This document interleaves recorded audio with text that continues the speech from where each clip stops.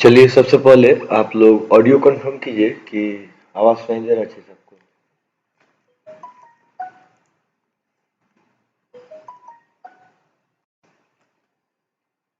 Audio बारे में बताइए कि आवाज आपको अच्छे से सुनाई दे रहा है कि नहीं दे रहा है।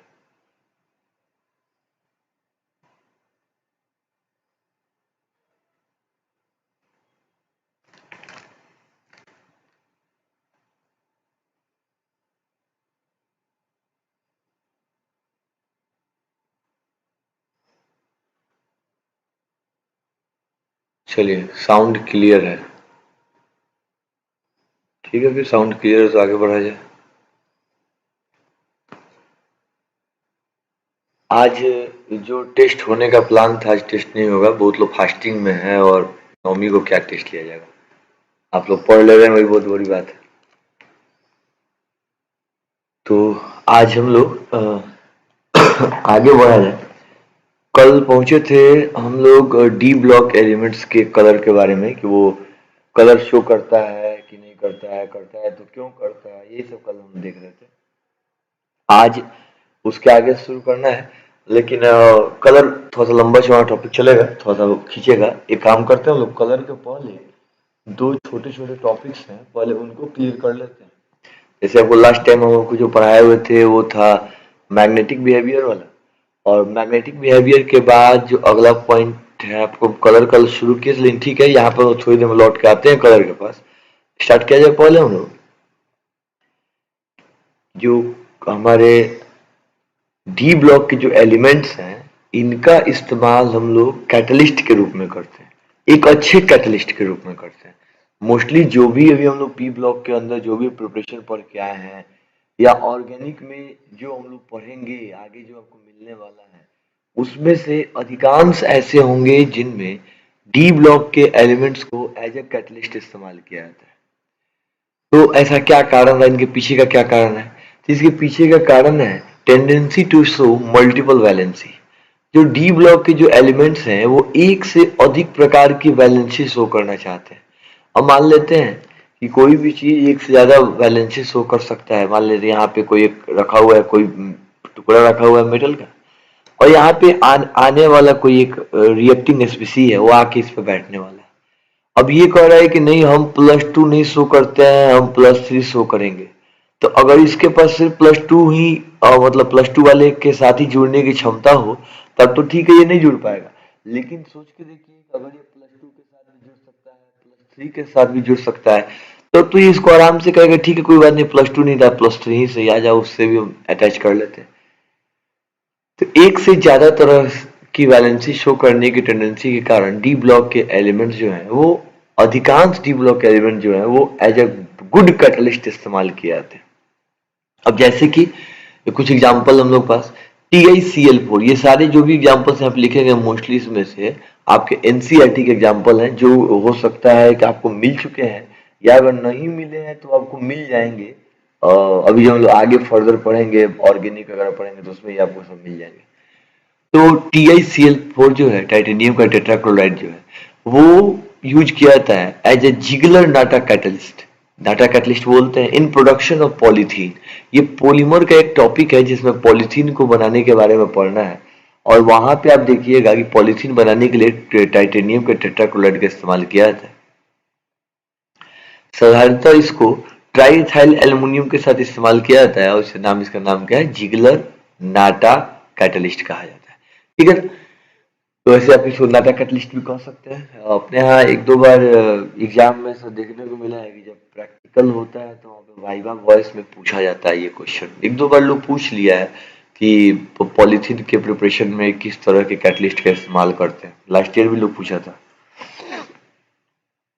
अगला, फाइनली डिवाइडेड, इन काफी महीन रूप से पिसा हुआ जो आयरन है, उसका इस्तेमाल हम लोग करते हैं हैबर प्रोसेस में। ये तो आपका पढ़ा हुआ है कि हैबर विधि में आयरन का इस्तेमाल किया जाता है। और फाइनली डिवाइडेड का मतलब ये हुआ, काफी सूक्ष्म विभाजित कण होने का मतलब ये हुआ कि इसको पूरा अच्छे से पीस दिया गया है ताकि इसका सरफेस एरिया क्या हो, बढ़ जाए। ये सब एडजॉर्प्शन में पढ़ चुके हैं।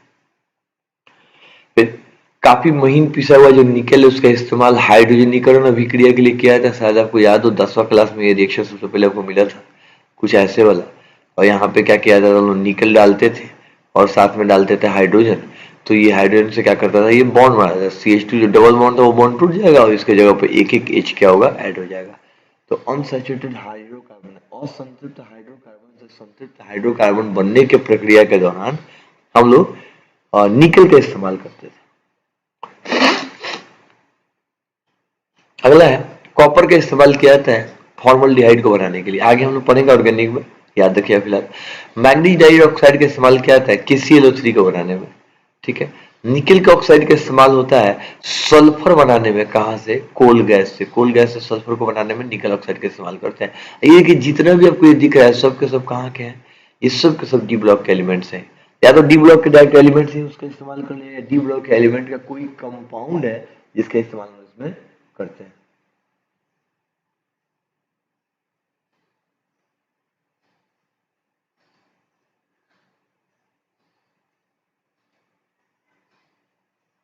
क्या दिक्कत आ रहा है?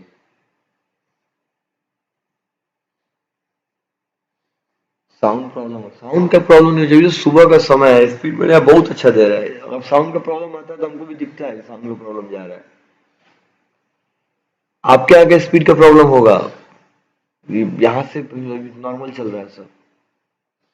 फिर देखिए प्लेटिनम का इस्तेमाल करते हैं ऑसवाल्ड प्रोसेस में, ये अभी हम लोग कुछ दिन पहले ही पढ़े, नाइट्रिक एसिड को बनाने में ऑसवाल्ड प्रोसेस यूज करते हैं। वहां पे क्या करते हैं लोग, पीटी का इस्तेमाल करते हैं प्लेटिनम का। ये देखिए आप लोग एकदम फेवरेट वाला वैनेडियम पेंटाऑक्साइड, इसका इस्तेमाल करते हैं हम लोग H2SO4 के प्रिपरेशन में। किस दौरान, कॉन्टैक्ट प्रोसेस से जब H2SO4 ये करते हैं हम लोग, प्रिपरेशन करते हैं, वहां पे इसका इस्तेमाल करते हैं।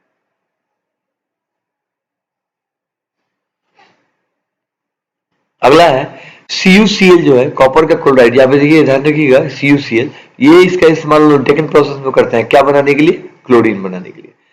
तो ये अपने ही पी ब्लॉक के या अदर चैप्टर्स के कुछ इंपॉर्टेंट कैटलिस्ट थे जिसको एक जगह पर कलेक्ट किया गया है। इस बात का ध्यान रखिएगा, ऑब्जेक्टिव में ये सब क्वेश्चन पूछा जाता है कि किसको बनाने में कौन सा कैटलिस्ट इस्तेमाल करते हैं, तो वहां पे आपको इससे फायदा होगा। अगले आगे बढ़ते हैं हम लोग। अगला जो टॉपिक है वो है कि tendency to form alloy, alloy बोलते हैं मिश्र धातु को, एलॉय किसको कहा जाता है, मिश्र धातु को। मिश्र धातु को, मिश्र धातु, एलॉय का मतलब होता है मिश्र धातु, और इंटरस्टिशियल कंपाउंड का मतलब होता है अंतराली यौगिक। तो समझाते हैं आपको दोनों क्या होते हैं, ठीक है। अब देखिए कह रहा है कि transition metals form interstitial compound. अच्छा चलिए आपको एक पल बात हम आपसे पूछते हैं, जनरली जो हमारे अदर मेटल्स हैं उनके रिस्पेक्ट में अगर देखा जाए तो, जो अदर मेटल्स है उनके रिस्पेक्ट में देखा जाए तो जो ट्रांजिशन मेटल्स होते हैं थोड़े बड़े बड़े कंपाउंड बनाते हैं ऐसे, मतलब उनके एटम जो होते हैं वो क्या होते हैं, थोड़े बड़े होते हैं। आपको पता है कि जब एटम बड़ा होगा किसी भी का भी, तो एटम बड़ा होगा तो उसके अंदर बनने वाला, यहाँ पे उसके अंदर बनने वाला वॉइड भी क्या होगा, बड़ा होगा। यहाँ पे वॉइड्स क्या होते हैं, बड़े होते हैं यहाँ पे, ये वाले। तो होता क्या है कि जब हम किसी ट्रांजिशन मेटल के मेटालिक इसके क्या बोलते हैं लैटिस की बात करते हैं, किसी जालक की बात करते हैं, धात्विक जालक की, तो वहां पे आपको ये देखने को मिलेगा कि कुछ छोटे छोटे एटम्स जैसे कार्बन है, नाइट्रोजन है, ये सब क्या करते हैं, आके और इसके गैप्स में घुस जाते हैं, या कह सकते हैं कि घुसाए जा सकते हैं, मतलब इसमें डाले जा सकते हैं। अब अगर आप किसी लैटिस का को क्लोज पैक कर दीजिए, यानी यह कहा जाए किसी लैटिस के वॉइड को आप भरना शुरू कीजिए, तो क्या आएगा, वो स्ट्रेंथ अप होगा, यानी पहले से ज्यादा मजबूत होगा। और जब वो ज्यादा मजबूत होगा तो क्या करेंगे हम लोग कि उसका मेल्टिंग पॉइंट इंक्रीज होगा, उसका बॉइलिंग पॉइंट इंक्रीज होगा, उसकी जो कंडक्टिविटी है, कंडक्टिविटी कहने का मतलब है कि उसकी विद्युत चालकता है या ऊष्मीय चालकता है, वो क्या होगी, वो भी प्रभावित होगी। इसके अलावा उसमें कठोरता आएगी, पहले से ज्यादा वो कठोर हो जाएगा। इस तरह के कुछ नेचर प्रदर्शित होते हैं। क्योंकि ये जो छोटे एटम्स हैं ये कहाँ गए हैं, इनके इंटरस्टेशियल पोजीशन में गए हैं। किस पोजीशन में गए हैं, इंटरस्टेशियल। ये इंटरस्टेशियल बीच वाली जगह को क्या बोलते हैं, जो सॉलिड स्टेट पढ़ा होगा उसको पता होगा, इसको क्या बोलते हैं, इंटरस्टेशियल पोजीशन, यानी अंतराली स्थान, इसको बोला जाता है अंतराली स्थान। तो अगर हमारा एटम इसके अंतराली स्थान पे जाएगा तो ये कौन सा यौगिक बनाएगा? अंतराली यौगिक बनाएगा। तो यही अंतराली यौगिक किसी को बोलते हैं, क्या कहेंगे कि जब मेटालिक बॉन्डिंग बनती है, जब मेटालिक लस्ट एक जब मेटल का ये बनता है, लैटिस बनता है, तो उन एटमों के बीच के जो जगह होते हैं, वॉइड्स होते हैं, उनको छोटे छोटे एटम के द्वारा भरा जा सकता है। अगर हम उसको भर दें तो जो नया कंपाउंड बन के तैयार होगा उसका नाम होगा कौन सा? इंटरस्टेशियल कंपाउंड या अंतराली यौगिक। क्योंकि इनके इंटरस्टेशियल पोजीशन को भरने पर ही ये कंपाउंड्स मिले हैं, इसलिए इसे इंटरस्टेशियल कंपाउंड कहते हैं। और इस तरह के कंपाउंड में क्या चेंजेस आता है? तो हार्डनेस बढ़ जाता है, इसकी कठोरता बढ़ती है, इसका मेल्टिंग पॉइंट, बॉइलिंग पॉइंट बढ़ता है, और थोड़ा बहुत केमिकल चेंज आता है, थोड़ा बहुत आएगा, मतलब हल्का सा केमिकली इनर्ट हो जाएंगे, बहुत ज्यादा का परिवर्तन नहीं आता है, तो थोड़ा बहुत केमिकल चेंज भी आ रहा है, तो हल्का ना के बराबर। केमिकल चेंज कुछ खास नहीं आता है, जितना फिजिकल बदलाव होता है उतना केमिकल बदलाव नहीं होता है। अब आइए इसको देख लिया जाए, यहाँ पे जो लिखा हुआ था देखिए, इसका हम हिंदी वाला पढ़ देते हैं। क्या लिखा हुआ है? संक्रमण धातुएं हाइड्रोजन, बोरॉन, कार्बन, नाइट्रोजन जैसे तत्वों के साथ अंतराली यौगिक बनाती है। मतलब ये जो मेटल्स हैं हमारे, जो ट्रांजिशन मेटल्स हैं, इन छोटे छोटे एटम्स के साथ जुड़ के, जैसे हाइड्रोजन हुआ, बोरॉन हुआ, कार्बन हुआ, नाइट्रोजन के साथ जुड़ के क्या बनाता है? एक इंटरस्टेशियल कंपाउंड बनाता है। इन अधात्विक तत्वों, ये सभी क्या है? नॉन मेटल वाले एटम एलिमेंट है। नॉन मेटल वाले एलिमेंट्स के छोटे छोटे एटम जो हैं वो क्या करते हैं? जो हमारे ट्रांजिशन एलिमेंट्स हैं, जो ट्रांजिशन मेटल हैं, उनके एटम के बीच में, उनके जालकों के रिक्त स्थानों में, बीच में वॉइड्स में जाके फंस जाते हैं। इन वॉइड्स के भर जाने के कारण संक्रमण धातु जो है वो कठोर हो जाता है, यानी हार्ड हो जाता है।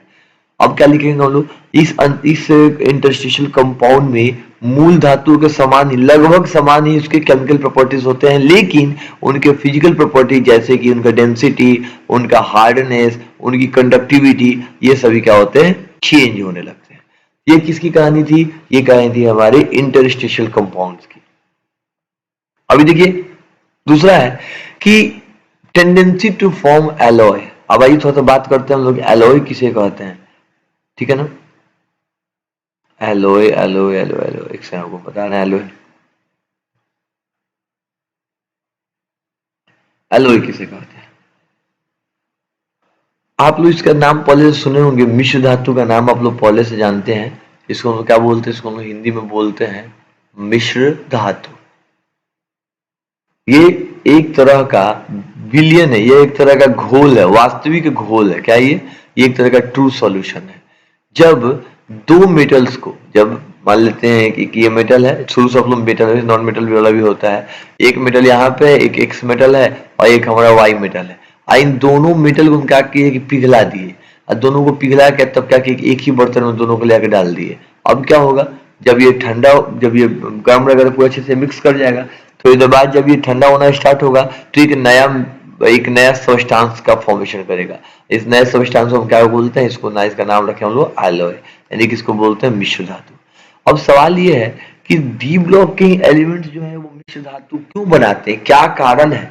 इसके पीछे कारण है इसका रेडियस। अभी आपको कुछ देर पहले ही, कुछ दिन पहले, एक दो दिन पहले हम पढ़े हम लोग रेडियस के बारे में, कि डी ब्लॉक के एलिमेंट्स के पास, डी ब्लॉक के जो भी एलिमेंट्स हैं, इन सब का एटॉमिक रेडियस, इन सब की जो परमाणुक त्रिज्या है, ये अप्रोक्सीमेटली इक्वल होता है। अप्रोक्स क्या होता है? इक्वल होता है, यानी लगभग जितने भी एटम इसके होंगे जो लैटिस में रखे होंगे, सभी एटम का साइज जो है आपस में क्या होगा? बराबर होगा। अब किसी एक एटम की बात करते हैं, मान लेते हैं कि हम आयरन की बात करते हैं ऐसे, या कॉपर उठा लेते हैं, सबसे बढ़िया हम तो क्या करते हैं? कॉपर। इसलिए मान लेते हैं सभी क्या है? सभी कॉपर के एटम है। क्या है? कॉपर। ये भी Cu, ये भी Cu, ये भी Cu, ये भी Cu, ये सब क्या है? ये सब कॉपर का एटम है। अब किसी एक कॉपर के एटम को हटाइए, इसको हटाते हैं और इसके जगह पर हम लेके आते हैं जिंक को। अब होगा क्या कि अगर ये जिंक का साइज बहुत बड़ा होगा तो इस जगह वो एडजस्ट नहीं कर पाएगा। लेकिन क्या हो, अगर कॉपर और इस जिंक का साइज दोनों का आपस में बराबर हो अगर कॉपर और जिंक का साइज लगभग बराबर होगा तो इससे क्या होगा, ये दोनों एक दूसरे को एग्जैक्टली रिप्लेस कर सकते हैं, यानी एकदम से एक दूसरे को बदल सकते हैं। और चूंकि साइज डी ब्लॉक के सभी एलिमेंट्स का ऑलमोस्ट इक्वल होता है, लगभग लगभग सबका बराबर होता है, इसीलिए डी ब्लॉक के एलिमेंट जो है के पास टेंडेंसी होती है अच्छे तरह से एलॉय को बनाने का, यानी एलॉय फॉर्मेशन की टेंडेंसी क्या होती है, डी ब्लॉक के एलिमेंट्स की, डी ब्लॉक के तत्वों की सबसे अधिक होती है। अब आइए थ्योरी पढ़ा देते हैं, इसका क्या लिखा हुआ देखिए। यहाँ लिखा हुआ था कि संक्रमण धातु ट्रांजिशन मेटल्स जो है वो काफी अधिक संख्या में मिश्र धातु यानी कि एलॉय का फॉर्मेशन करते हैं, एलॉय बनाती है। क्योंकि डी ब्लॉक के जो एलिमेंट्स हैं उनका एटॉमिक साइज ऑलमोस्ट इक्वल है, बराबर है, इसलिए एक मेटल के एटम आसानी से काफी इजीली क्रिस्टल के दूसरे एटम के साथ क्या हो सकते हैं, रिप्लेस हो सकते हैं। मतलब एक एटम को हटा के उसके जगह पर दूसरा आराम से लाया जा सकता है और ठोस विलयन यानी कि एक सॉलिड सॉल्यूशन बनाया जा सकता है। ऐसे ठोस विलयन को मिश्र धातु, इस प्रकार के सॉलिड सॉल्यूशन को क्या बोलते हैं हम लोग, एलॉय बोलते हैं। और संक्रमण धातुओं के मिश्र धातु कठोर हो चुके, इसके जो ट्रांजिशन एलिमेंट के जो हमारे एलॉय हैं वो क्या होते हैं, वो काफी हार्ड होते हैं और उनका मेल्टिंग पॉइंट भी क्या होता है, काफी हाई होता है। एग्जाम्पल देखिए, ब्रास, ब्रास जो है वो कॉपर और जिंक को मिलकर बनाया जाता है, और जो ब्रॉन्ज है वो कॉपर और टीन को मिलाकर बनाया जाता है। आपको शायद याद होगा, कभी एक बार बताए थे आप लोग को, ऐसे कि याद रखिएगा, पिताजी बताए था, आपको ध्यान आ रहा है, आप लोगों को क्लास में चर्चा हुई थी आप लोग से, काटा था ऐसे।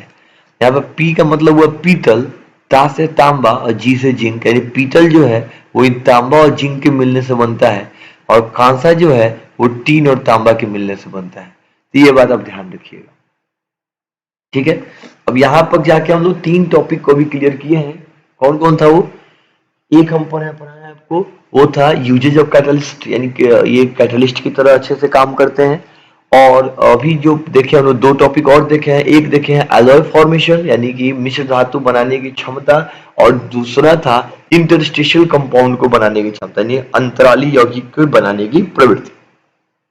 इतना देखने के बाद तब हम लोग आगे कंटिन्यू करते हैं। आगे हम लोगों को देखना है आपका कलर ऑफ कंपाउंड, जो यहाँ पे ले जाके उस लास्ट डे स्किप कर छोड़ दिए थे, लास्ट डे हम लोग, अब इसके बाद हम कल पढ़ाएंगे, यहाँ से हम लोग कंटिन्यू करना है। अच्छा, इसके बारे में जानने के लिए आपके पास क्या जानकारी होना चाहिए, आपके लिए आपके पास जानकारी होनी चाहिए कोऑर्डिनेशन कंपाउंड का, जो हम आपको ऑलरेडी पढ़ा चुके हैं। कोऑर्डिनेशन कंपाउंड को पहले पढ़ाने का कारण भी यही था, ताकि आपको ये सभी चीजें एग्जैक्टली समझ में आ सके कि क्या होता है, इसलिए कोऑर्डिनेशन कंपाउंड को हम पहले पढ़ाए थे।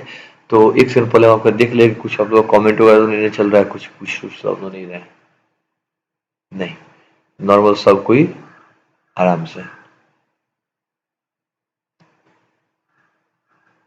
चलिए शुरू किया जाए।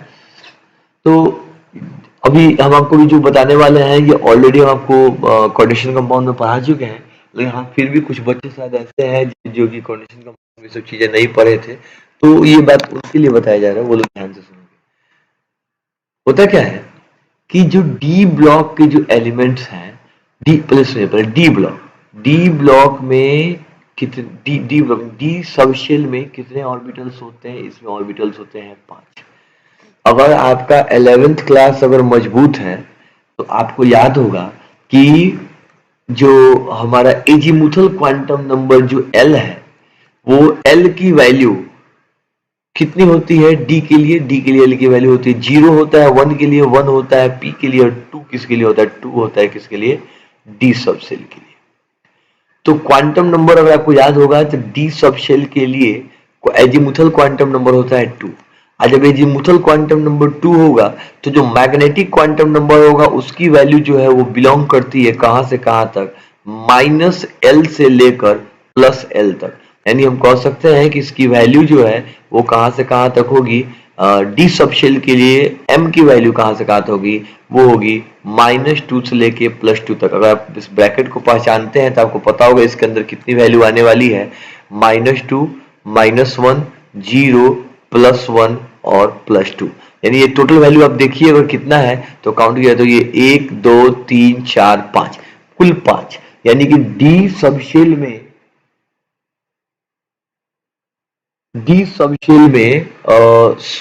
टोटल नंबर ऑफ ऑर्बिटल्स जो है वो कितने होंगे, 5 होंगे। वो कौन कौन से होंगे, तो इसका हम आपको नाम बता देते हैं। ये 5 ऑर्बिटल्स डी जो 5 से मिलकर बनता है उसका नाम है d x y, d y z, d z x, फिर d x square minus y square और डी जेड स्क्वायर। ये सभी चीजों का डिस्कशन हम लोगों ने 11th में भी किया था, और अभी कोऑर्डिनेशन कंपाउंड हम पढ़ा रहे थे वहां पे भी इसका डिस्कशन किए हैं कि डी में कुल 5 ऑर्बिटल्स पाए जाते हैं। अभी पांचों के शेप में थोड़ा सा बता देते हैं आपको, ताकि आपको एग्जैक्टली आपको भी दिखा होगा कि 3 गो ऊपर लिख रहे हैं 2 गो नीचे है, क्यों ऐसा किए। तो कारण है कि इसको हम लोग बोलते हैं प्लेनर ऑर्बिटल, प्लेनर ऑर्बिटल्स। देखिए ये इस बार के सिलेबस में नहीं, समझाने के लिए आपको बताया है। ये इसका जो है इसका नाम क्या होगा, एक्सियल। ये सब चैप्टर नंबर 9 में पढ़ना था हम लोगों को कंडीशन में, और इसको हम बोलते हैं एक्सियल ऑर्बिटल्स। ये अक्षीय है, ये कौन से हैं, ये अक्षीय कक्षक हैं, और ये क्या है, ये हमारे समतलीय कक्षक है। अब ये इन दोनों में क्या अंतर है, तो अक्षीय कक्षक का अगर हम आपको फोटो बनाए, हालांकि हम आपको भेज भी देंगे इसका फोटो 11th के स्लाइड से निकाल के, ताकि आपको इसका अगर हम फोटो बनाए तो इसका फोटो कैसा दिखता है, ये मान लेते हैं एक्स है, ये वाई है। तो जो एक्स वाई वाले हैं उनका फोटो कुछ ऐसा दिखता है, ये मेरा है डी एक्स वाई। अगर हम बात करें डी वाई जेड की, तो ये भी दिखने में बिल्कुल वैसा ही होगा जैसा कि डी एक्स वाई होगा ऐसे। फिर हम बात करते हैं डी जेड एक्स की, तो इसका भी फोटो कुछ ऐसा ही होगा जैसा कि बाकी सभी हो। देखिए केवल मैक्सिस बदल रहे हैं, इसलिए फोटो सब सिमिलर जा रहा है, बिल्कुल देखने में ठीक है जैसा है, लेकिन इन दोनों का फोटो थोड़ा सा अलग होता है। D x square minus y square, अगर इसका अगर कोई आपको ये इमेज ड्रॉ करे तो ये आपको दिखेगा, इसका जो इमेज होता है वो कुछ ऐसा होता है, ऐसे। ये हमारा हो गया y, और ये हो गया हमारा x, और एक और डी जेड स्क्वायर, वो कुछ ऐसा होता है। ये z है, और इसका नाम क्या है, ये डी जेड स्क्वायर है। ये कौन सा है, d x square minus y square. ये कौन सा था, ये डी एक्स वाई है, ये हमारा डी वाई जेड है, और डी जेड एक्स है। अब इसको देखिए क्लियर, आपको समझ में आ जाएगा कि ये तीनों ऑर्बिटल जो हैं, ये वाला और ये वाला, ये तीनों जो हैं एक जैसे दिख रहे हैं। ये तीनों प्लेन पे हैं इसलिए प्लेनर है, और ये जो दोनों है ये एक्सिस पे है इसलिए क्या है, एक्सियल है। अब डी ब्लॉक के जो एलिमेंट्स हैं, जो हमारे ट्रांजिशन स्टेज के जो एलिमेंट्स हैं, इनके पास एक यूनिक प्रॉपर्टी होती है, प्रॉपर्टी टू फॉर्म कॉम्प्लेक्स। एक प्रॉपर्टी होती है, कौन सी प्रॉपर्टी बोलेंगे उसको, प्रॉपर्टीज। एक प्रॉपर्टी होती है किसकी, डी ब्लॉक की, वो क्या होता है, टेंडेंसी टू फॉर्म कॉम्प्लेक्स, यानी कि ये जटिल यौगिक बनाने की प्रवृत्ति रखते हैं। ये क्या बनाते हैं, जटिल यौगिक बनाते हैं। अब देखिए जो जिन लोगों को याद होगा, आपको हम बताए थे कि शुरू में ये डी ऑर्बिटल्स जो है सब एक साथ रहा करते थे, सब क्या करते थे, एक साथ रहा करते थे पांचों ऐसे। लेकिन उसके बाद अचानक से एक बार क्या हुआ कि इसके पास लिगेंड बढ़ना शुरू किया। लिगेंड क्या है, कोई भी ऐसा केमिकल आइडेंटिटी जिसके पास लोन पेयर्स हो, जो एक्स्ट्रा इलेक्ट्रॉन लेके घूम रहा हो, वो लिगेंड इसके पास जब अप्रोच किया तो वो तो बताया था कि सबकी एनर्जी बढ़ेगी, कुछ की एनर्जी ज्यादा बढ़ेगी, कुछ की एनर्जी कम बढ़ेगी। फिर एक बैडी सेंटर डिसाइड किया गया था, और फाइनली ये बात पता चला कि एवरेज एनर्जी से कुछ लोगों की एनर्जी क्या होती है, बढ़ जाती है, और कुछ की एनर्जी क्या होती है, घट जाती है। अब ये किसकी एनर्जी बढ़ेगी और किसकी एनर्जी घटेगी, ये डिपेंड करता है कि लिगेंड जो है किस फील्ड में अटैक कर रहा है, यानी वो टेट्राहेड्रल कॉम्प्लेक्स है कि ऑक्टाहेड्रल कॉम्प्लेक्स है। ज्यादा कंफ्यूज नहीं होइएगा, ये सभी चीजें हम लोग फिर से एक बार और पढ़ेंगे कोऑर्डिनेशन कंपाउंड में, जो अगर दोबारा हम पढ़ाते हैं तो, अगर नहीं पढ़ाते हैं तो कोई बात ही नहीं है, उसे तो एक बार पढ़ाया हुआ चीजें ये सब। तो इसमें क्या होगा कि ये हमारा टोटल का टोटल पहले डी था, और ये डी दो भाग में बट गया। ये कौन सा है, इसको हम बोलते हैं, जो डी का ये कौन सा सेट है, इस सेट को बोलते हैं टीजी सेट, और इसको बोलते हैं डी का टी2जी सेट। वहीं डी का ऑर्बिटल दो भाग में बट गए। ध्यान से एक बात सुनिएगा, ये बंटवारा नहीं होता।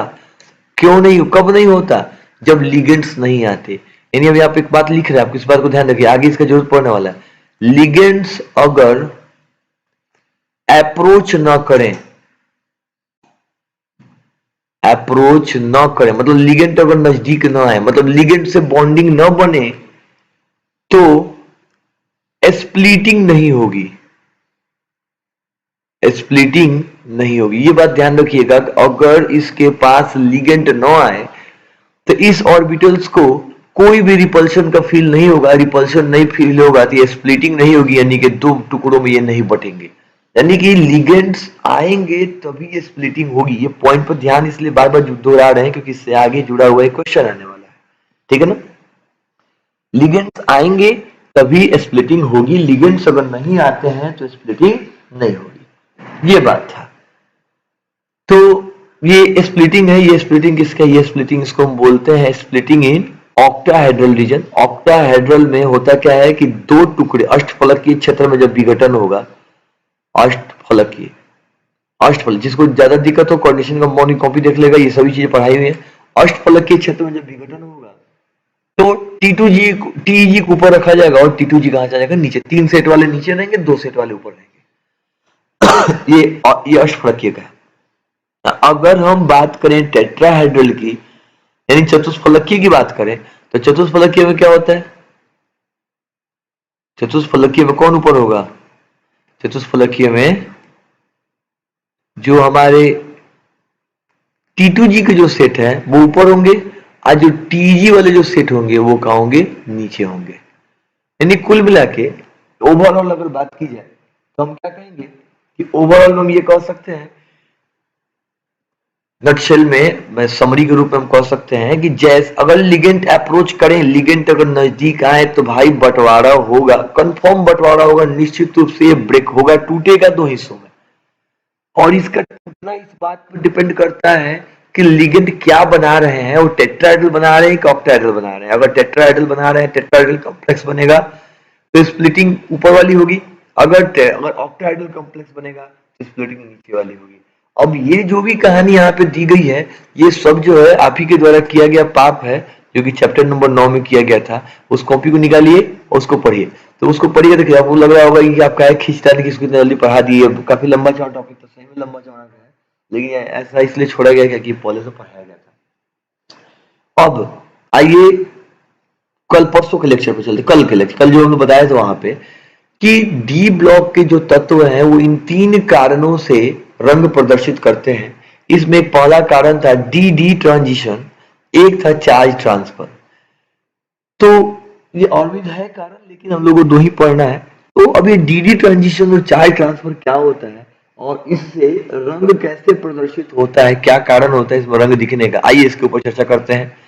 हालांकि ये भी चीजें तो पार्शियली पढ़ाई जा चुकी है, लेकिन फिर यहाँ पे एक टर्म लिखने वाले हैं, एक टॉप यहाँ पे वो क्या है, complex compounds are, complex compounds are colored due to DD transition. अच्छा काम कीजिएगा, आर और मेनली आप लिख लीजिए, मुख्य रूप से। इसलिए क्या होगा, जटिल यौगिक, जटिल यौगिक मुख्यतः डी संक्रमण के कारण ही, डी संक्रमण के कारण ही रंगीन होते हैं। मतलब जितने भी ये टॉपिक हम लोग पढ़ चुके हैं, ये हम लोग कहां पढ़े हैं,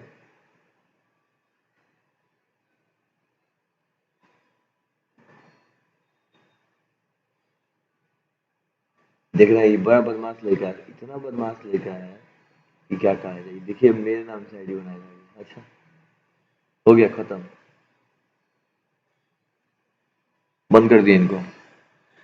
तो ये मेनली क्यों रंगीन होते हैं? ये डीडी ट्रांजिशन। ये डीडी ट्रांजिशन क्या होता है? देखिए आप लोग ऐसे ऐसे काम कर रहे हैं जिसके चलते हम खुद परेशान हो रहे हैं। ये सब काहे सब काम आप लोग कर रहे हैं? बताइए, बिना मतलब के अब आईडी बना रहे हैं। पढ़ाई करना चाहिए, तभी अगर सब आप आईडी बना रहे हैं। ये बाबा चल देखिए, डीडी ट्रांजिशन के कारण अभी डीडी ट्रांजिशन क्या होता है? तो आपको वहां पे पढ़ाया था, हम कोऑर्डिनेशन कंपाउंड में पढ़ाए थे कि डीडी ट्रांजिशन क्या होता है। फिर भी एक बता रहे हैं, होता क्या है कि जब कोई लिगेंड आके अप्रोच करेगा, मान लेते हैं कि इसके पास पहले से 3 इलेक्ट्रॉन, 2 4 इलेक्ट्रॉन थे। कितने इलेक्ट्रॉन थे? पहले से 4 इलेक्ट्रॉन थे। तो जब कोई लिगेंड आके अप्रोच किया और ये ब्रेक किया, ऑक्टाहेड्रल रीजन में ब्रेक कर गया और कुछ ऐसे ब्रेक कर गया, ऐसे ब्रेक कर गया। तो ब्रेक होने के बाद 4 इलेक्ट्रॉन किसमें भरते हैं हम लोग? 1 2 3 4, 4 इलेक्ट्रॉन भर दिए।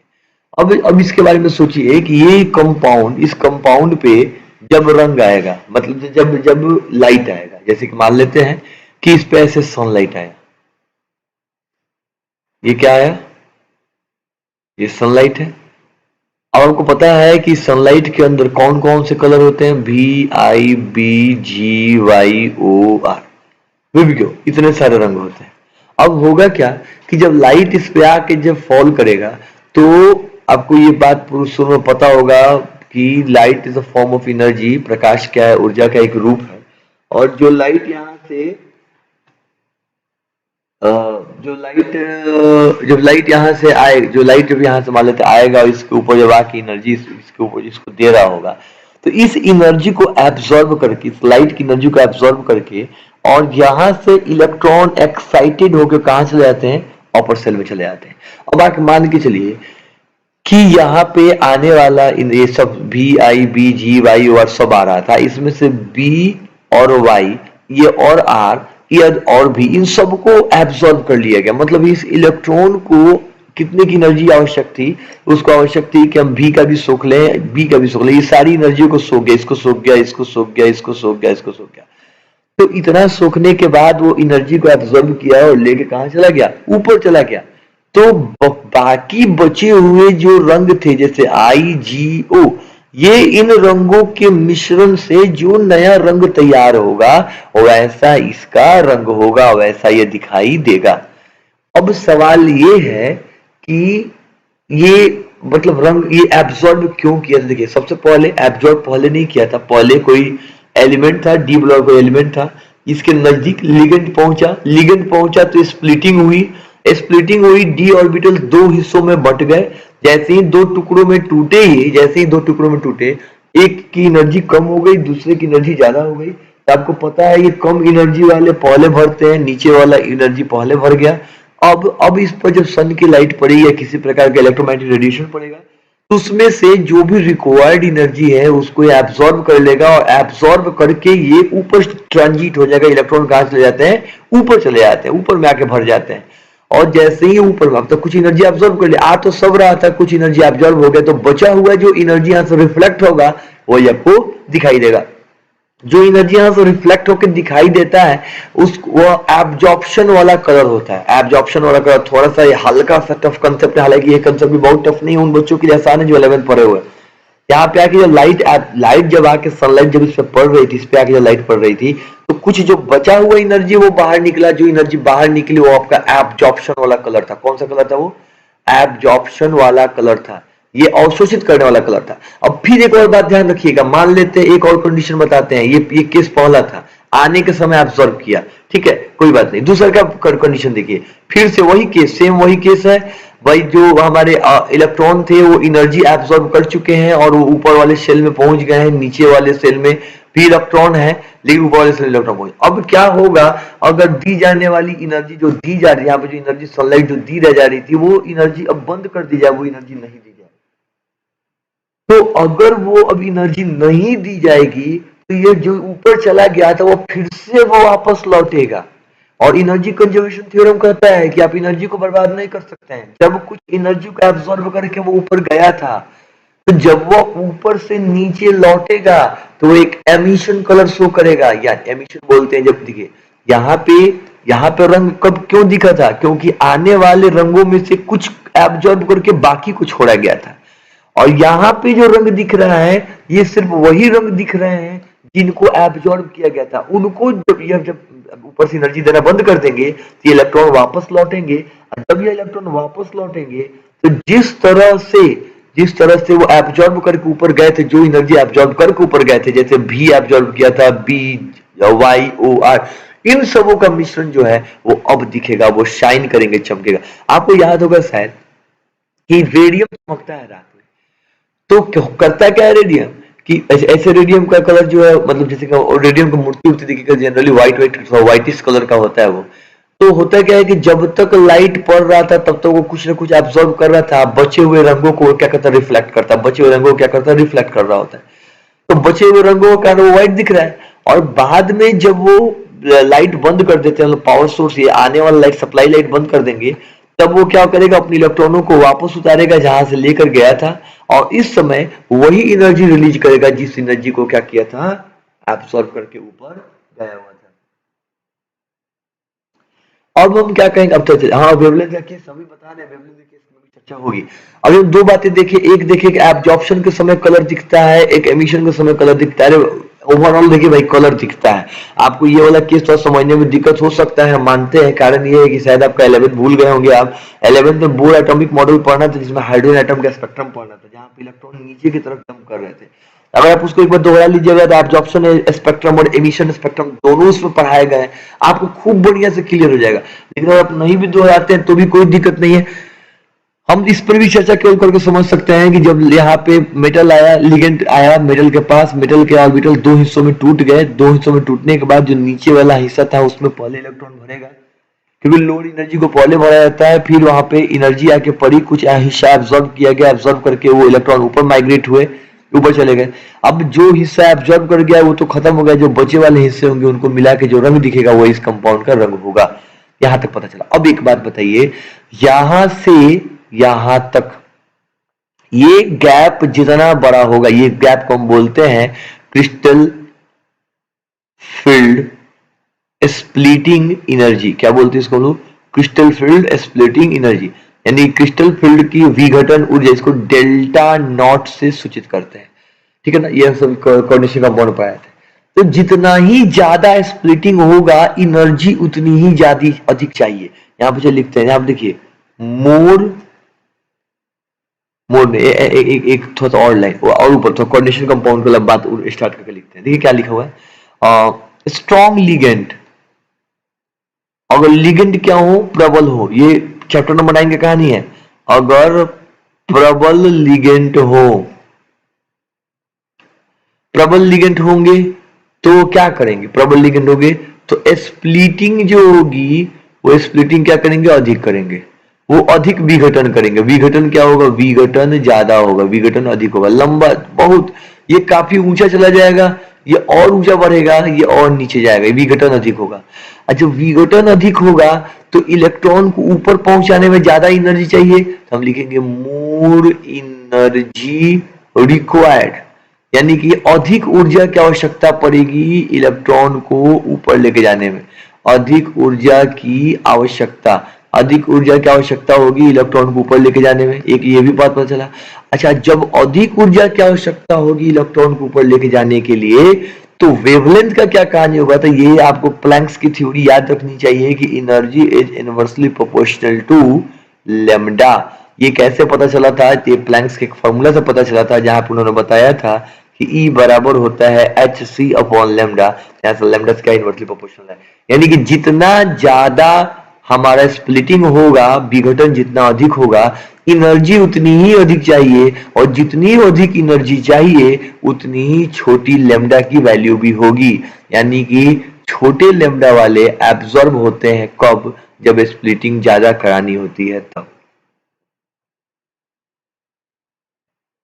अब ये यहां तक की कहानी जो हम लोग समझ चुके हैं, ये क्या होता है। अब आइए थोड़ा सा अब बात करते हैं, अब यहां से आपका डी ब्लॉक स्टार्ट, यहां से डी ब्लॉक की कहानी स्टार्ट हो रही है जो चैप्टर के अंदर, ये सभी तो हम पुराना चीज पढ़ा चुके थे, वो बात है।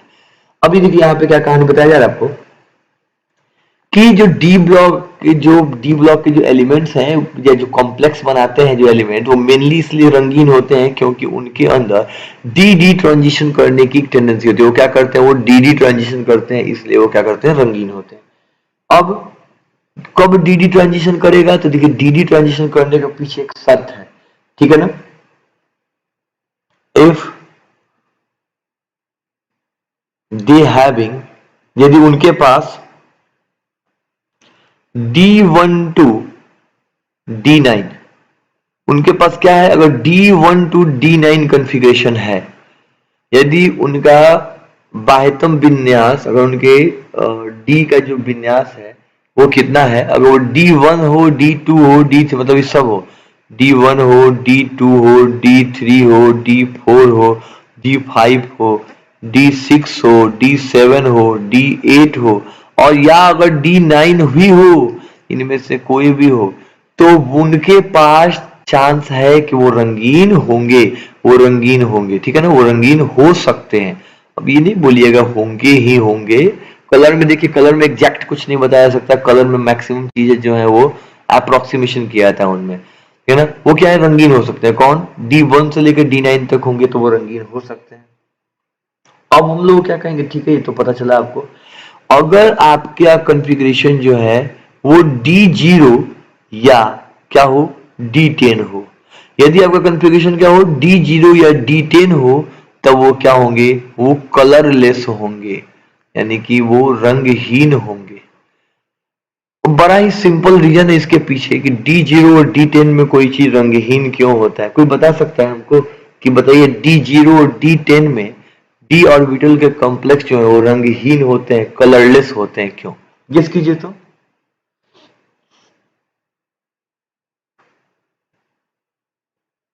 गेस कीजिए कि क्यों रंगहीन होते हैं, कलरलेस क्यों होगा?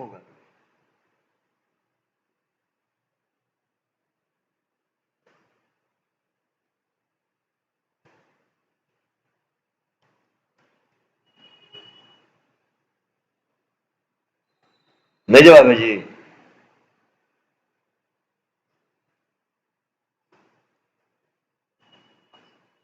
सो गए लुका जी आप।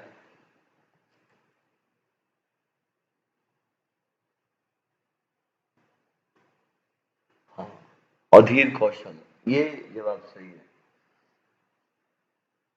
ठीक है, हम लगभग सब कुछ डाई मैग्नेटिक प्रॉपर्टी हम नहीं बोलेंगे। हाँ, शोभित का आंसर बिल्कुल परफेक्ट है कि D10 में कंप्लीट फील्ड है और D0 में बिल्कुल नहीं है। अब वो इनका भी सही था, मुशर्रफ का भी आंसर सही है कि स्टेबिलिटी है, स्टेबिलिटी होगी। अधीर कौशल का भी सही है। देखिए इसमें कैसे कहेंगे, डाई मैग्नेटिक का तो वो एग्जैक्ट रीजन नहीं होना होगा, क्योंकि डाई मैग्नेटिक की कहानी तो बीच में भी आ जाती है एक जगह, बताएंगे इसके बारे में। यहाँ पे देखिए क्या कहा जाएगा कि जब आपका D0 था, ये तो D0 में चलिए दो भाग में टूट गया, ठीक है, दो भाग में टूट गया, कोई नहीं, दो भाग में टूट गया, लेकिन अब D0 के अंदर इसमें इलेक्ट्रॉन नहीं है, तो जब इसमें इलेक्ट्रॉन नहीं होगा तो यहाँ भी इलेक्ट्रॉन नहीं, ये भी खाली होगा। जब इसमें खाली होगा तो माइग्रेट क्या करेगा, माइग्रेट नहीं करेगा। इसीलिए D0 क्या होता है, D0 क्या है, कलरलेस है, इसमें रंग नहीं होता है। हालांकि हर जगह नहीं बोलेंगे कि रंग नहीं होता है, कहीं कहीं की बात है, कलर में भी बता रहे हैं, कलर में अप्रोक्सीमेशन होता है। आर के गुप्ता का भी आंसर सही। अब D10 की कहानी बता रहे हैं, D10 में क्या होगा, जैसे मान लेते हैं यहाँ पे हमारे पास दिया हुआ है D10,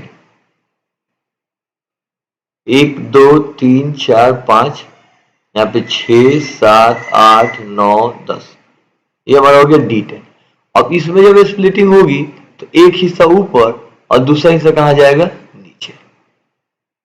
तो इसमें वो 10 को भरिएगा तो 1 2 3 4 5 6 7 8, यहाँ पे 9 10।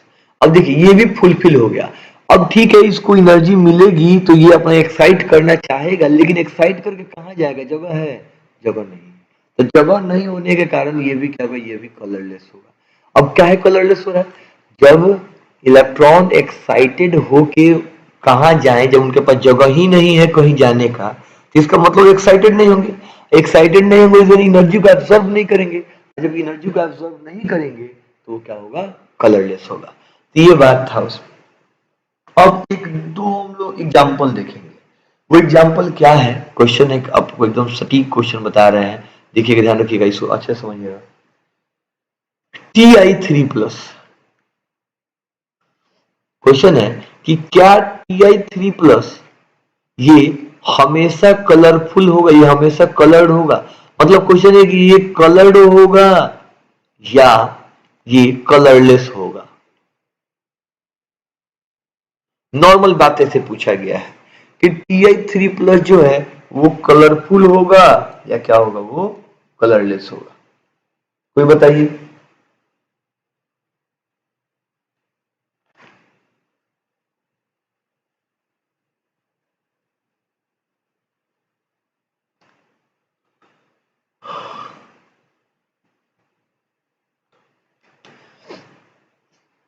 क्या हुआ जी, मेरी बात नहीं कर, सो गए।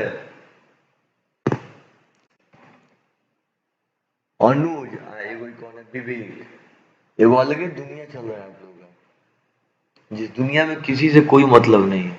भाई आप कुछ पढ़ाइए, हम तो कुछ कर नहीं सकते।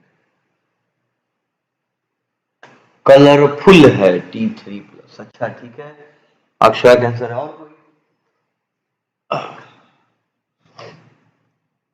और कोई जवाब दीजिए कि Ti3+ क्या है, कलरफुल है कि कलरलेस है।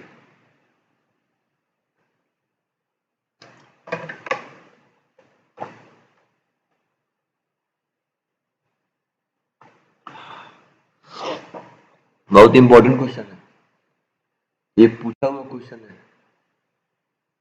कलरफुल कलरलेस, देखिए सोनल का है कलरलेस, अधीर कौशल का है कलरलेस। चलिए, एक लाइन में बात यही है कि सब जने का गलती है, ना ही कलरफुल है ना कलरलेस है, क्वेश्चन अधूरा है, तो कहाँ तो कुछ होगा। समझिए क्या हुआ है। Ti3+ के बारे में हम आपको ये थोड़े ना बताए हैं कि Ti3+ किस स्टेट में है। देखिए, जैसे हम आपको दो कंपाउंड का नाम लिख रहे हैं, एक ये कंपाउंड यहाँ पे देखिएगा TiH2O, यहाँ पे आप ऑक्टेट 6 बना लीजिए, यहाँ बना लीजिए Cl3, और एक और हमारे पास कॉम्प्लेक्स है जिसका नाम है TiCl3। और सबसे जबरदस्त बात जानते हैं क्या है, जब ये हेक्सा एक्वा टाइटेनियम क्लोराइड जो है, इसको जब हम लोग गर्म करते हैं तो ये बन जाता है टाइटेनियम का ट्राइक्लोराइड, गर्म करने से। ये वाला जो हिस्सा है, ये पहले जो था ये था कलरफुल था, ये पहले कलरफुल था, और ये जो है वो क्या है, कलरलेस है। और सबसे जो मजेदार बात यह है कि कॉम्प्लेक्स में, ये जो कॉम्प्लेक्स आपको दिख रहा है, इस कॉम्प्लेक्स में Ti का जो ऑक्सीडेशन स्टेट है यहाँ पे भी है +3, और यहाँ पे जो एक आयनिक कंपाउंड बना हुआ है यहाँ पे भी इसका ऑक्सीडेशन स्टेट है +3। तो अब +3 के साथ की कहानी ये है, हाँ, हर बार कलरफुल नहीं होगा, बिल्कुल सही है। तो देखिए यहाँ पे Ti3+ के साथ कहानी क्या है कि यह एक बार कलरफुल दिखलाएगा और एक बार क्या होगा, ये कलरलेस दिखलाएगा। ठीक है, ये क्यों दिखाता है ये बता रहे हैं। देखिए, आपको भी थोड़ी देर पहले, या जो लोग को ये पढ़े हैं हुए हैं, अब आपको जिसको पढ़ाए हुए हैं ये कोऑर्डिनेशन कंपाउंड जिसको पढ़ाए हुए हैं, उन लोगों को मैं एक बार यहाँ पे बताए थे कुछ कहानी ऐसे बना के, ऐसे किसी को याद आ रहा होगा, मे बी, वैसे तो भुला गए होंगे आप लोग, भूलना फितरत है आप लोग के, तो भूल ही जाइएगा। हमको क्या बताए थे,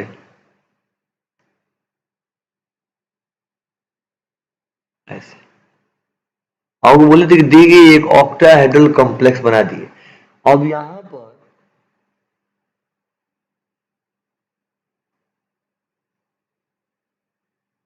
एस ऑर्बिटल फुलफिल शो कर रहा है, हमको बात समझ नहीं पा रहे हैं, अजीब कौशल, आप बातें समझ में नहीं पा रहे कि आप क्या बोलना चाहते हैं।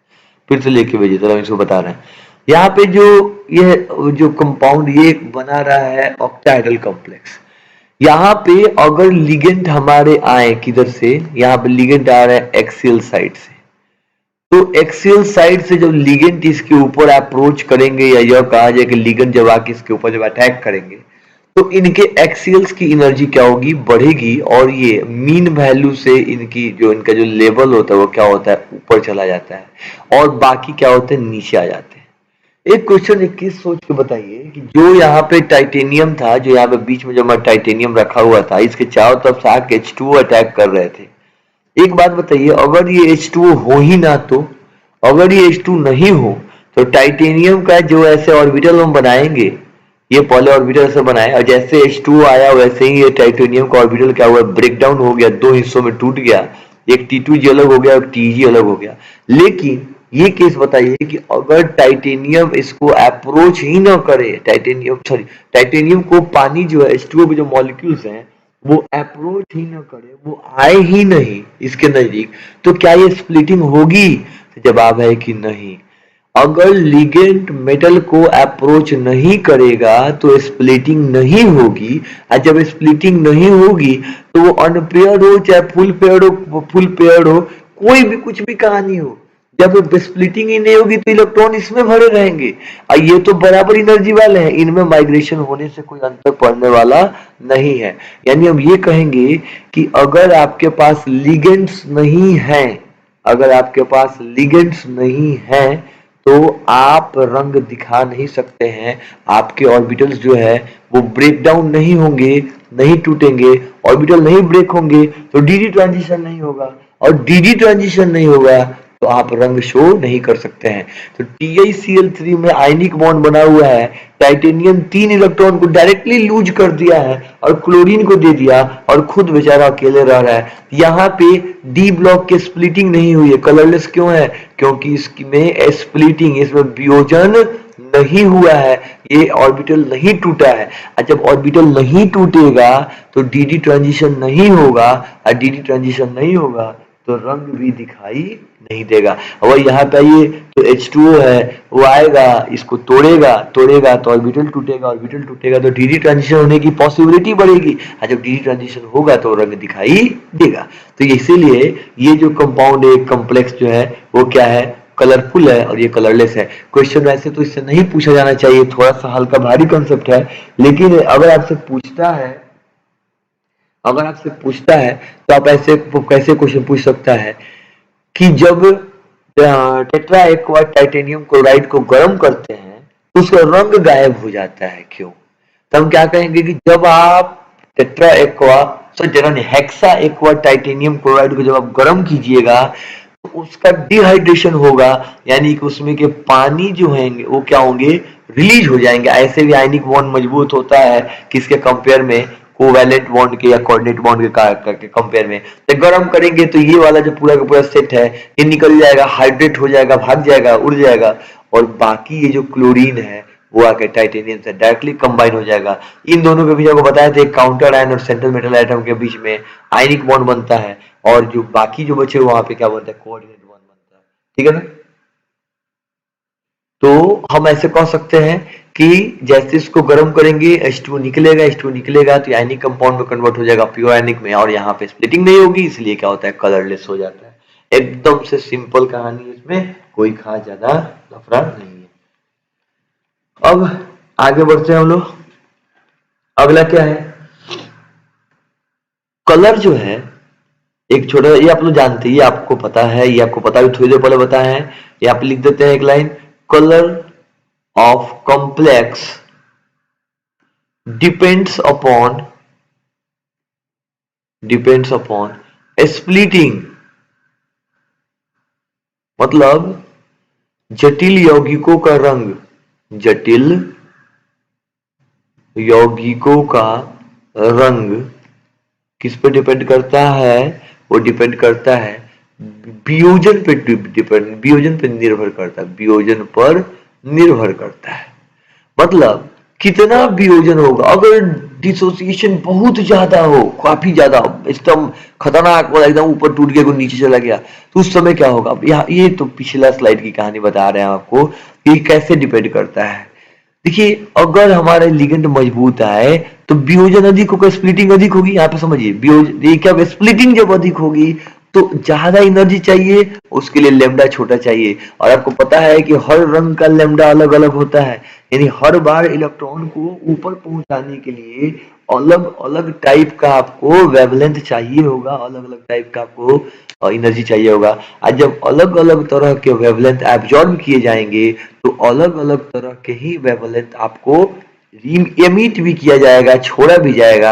यानी एक तरह से कहा जाए कि मान लेते हैं कि पहली बार में वायलेट को एब्सॉर्ब किया था, तो जरूरी नहीं है कि अगली बार में वायलेट करेगा, हो सकता है ग्रीने करने से काम चल जाए। तो वो अलग रंग एब्सॉर्ब होगा तो अलग रंग उसका दिखाई देगा। हर बार रंग बदलता है कंपाउंड का, इसके पीछे का कारण क्या है? इसके पीछे का कारण उसका स्प्लिटिंग है, ठीक है ना। स्प्लिटिंग ज्यादा, ये अगर स्प्लिटिंग ज्यादा होगी तो ज्यादा एनर्जी चाहिए होगा, ज्यादा एनर्जी चाहिए होगा तो लेमडा छोटा चाहिए। जब लेमडा छोटा चाहिए तो उस केस में क्या कहेंगे हम लोग? जब लेमडा छोटा चाहिए होगा हम लोगों को तो हम कहेंगे कि रंग भी है इसका, क्या बोले, किसी का लेमडा बड़ा चाहिए, किसी को लेमडा छोटा चाहिए, तो दोनों का रंग क्या होगा? अलग अलग होगा। बस सर हम बोल सकते हैं कि आयनिक के केस में रंगहीन होता है। बाबू इतना तो मतलब ठेठ में नहीं बोलेंगे, लेकिन हाँ मोस्टली होता है। अब जैसे कि एग्जांपल के लिए सुनिए ना, कि जितने भी एस और पी होते हैं, एस नहीं, जितने पी नहीं, जितने भी एस होते हैं मैक्सिमम एस वाले आयनिक बॉन्ड बनाते हैं।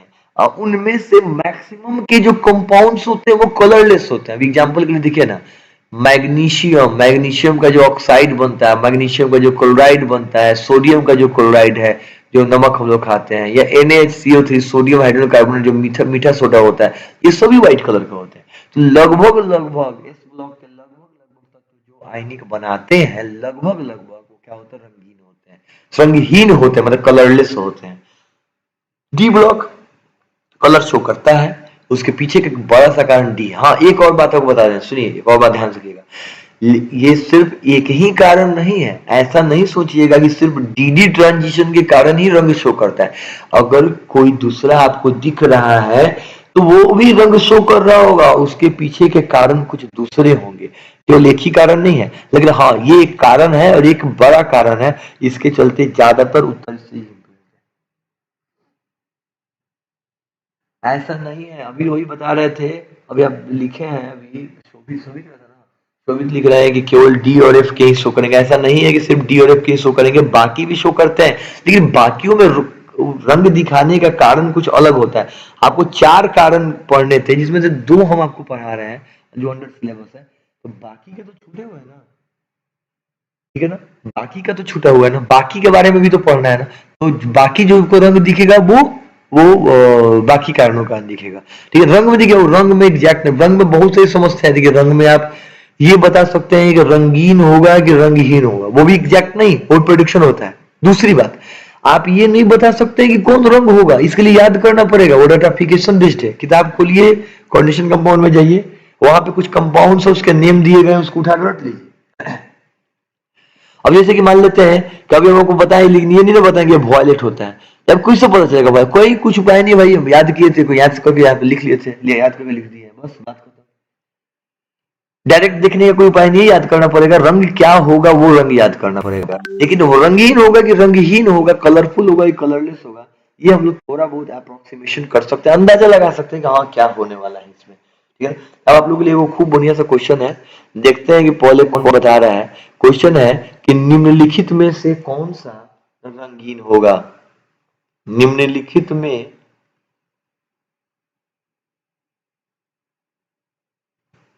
दो तो छूट गया। निम्नलिखित में कौन सा रंगहीन होगा? क्वेश्चन लिखिए, निम्नलिखित में कौन सा रंगहीन होगा, कलरलेस होगा? ऑप्शन ए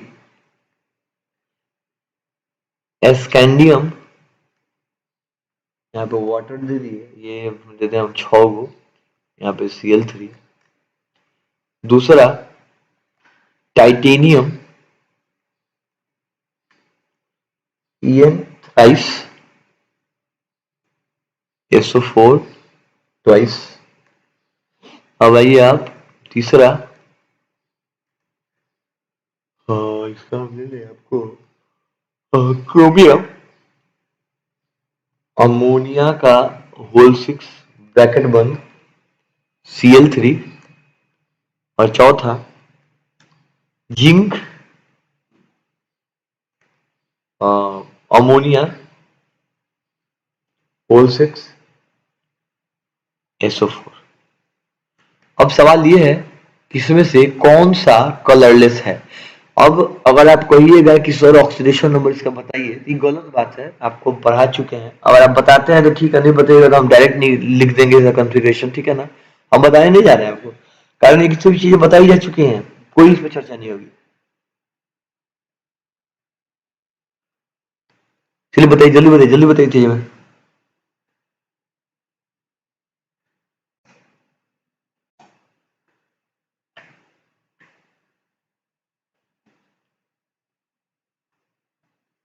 कौन सा कलरलेस होगा? अनुज का क्रेजी अनुज, वाह, क्रेजी टाइप का आंसर है।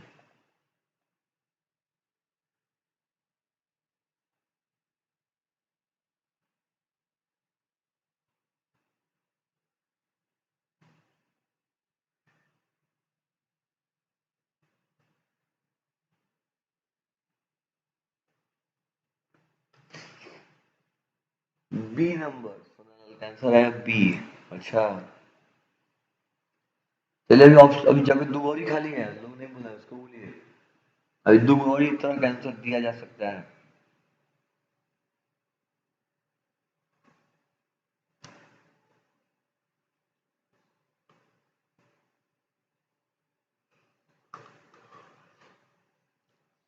मुसरत का 1 आया है, आदित्य का C आया है, आरके गुप्ता 2 नंबर आया है।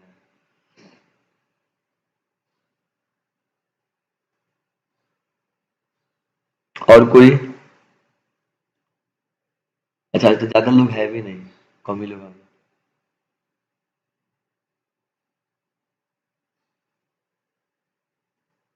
1 नंबर कलरलेस होगा, एक कलरलेस होगा। गजब, इसको बोलते हैं इंटरनेट का ताकत, क्रेजी अनुज।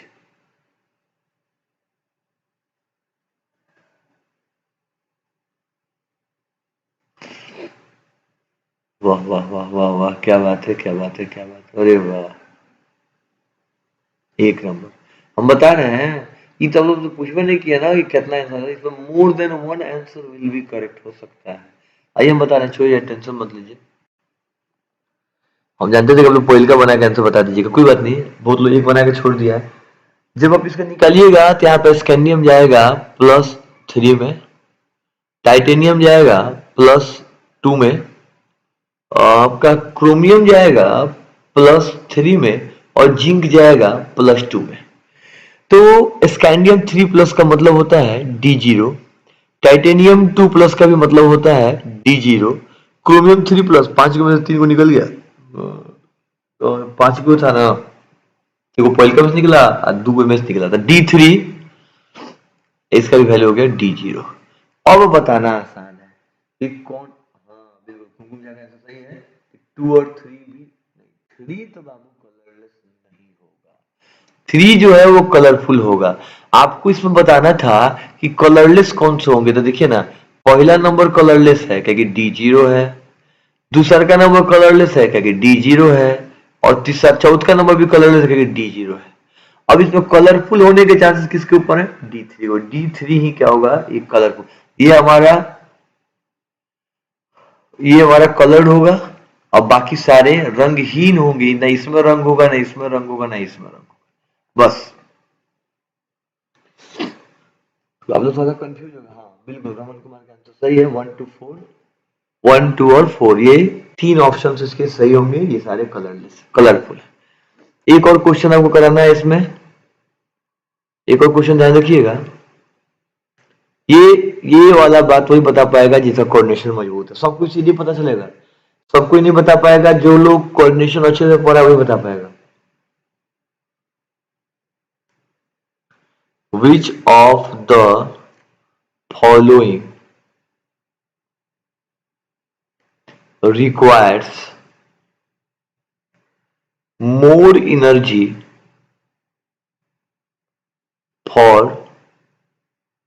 DD transition? निम्नलिखित में से किसमें अधिक ऊर्जा की आवश्यकता है डी संक्रमण के लिए? क्या लिखे हम लोग? निम्नलिखित में से किसमें डी संक्रमण के लिए अधिक ऊर्जा आवश्यक है? कौन ज्यादा ऊर्जा चाहिए? किसको ज्यादा ऊर्जा चाहिए? आइए आप उदाहरण लिखते हैं। पहला है CrCl6 3-, बी है CrH2O 3+, सी जो है वो है CrNH3O6 3+, और डी जो है वो है CrNO2 6 3-। बस इतना ही 4 गो। इसमें से बताइए तो कि सबसे ज्यादा एनर्जी किसको चाहिए डी ट्रांजिशन के लिए? तो जल्दी बताइएगा।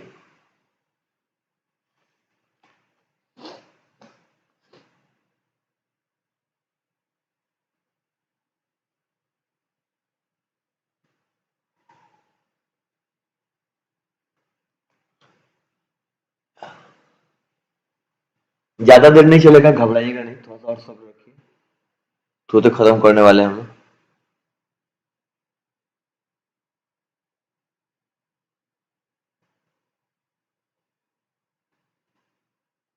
अनुज का आ गया आंसर 3।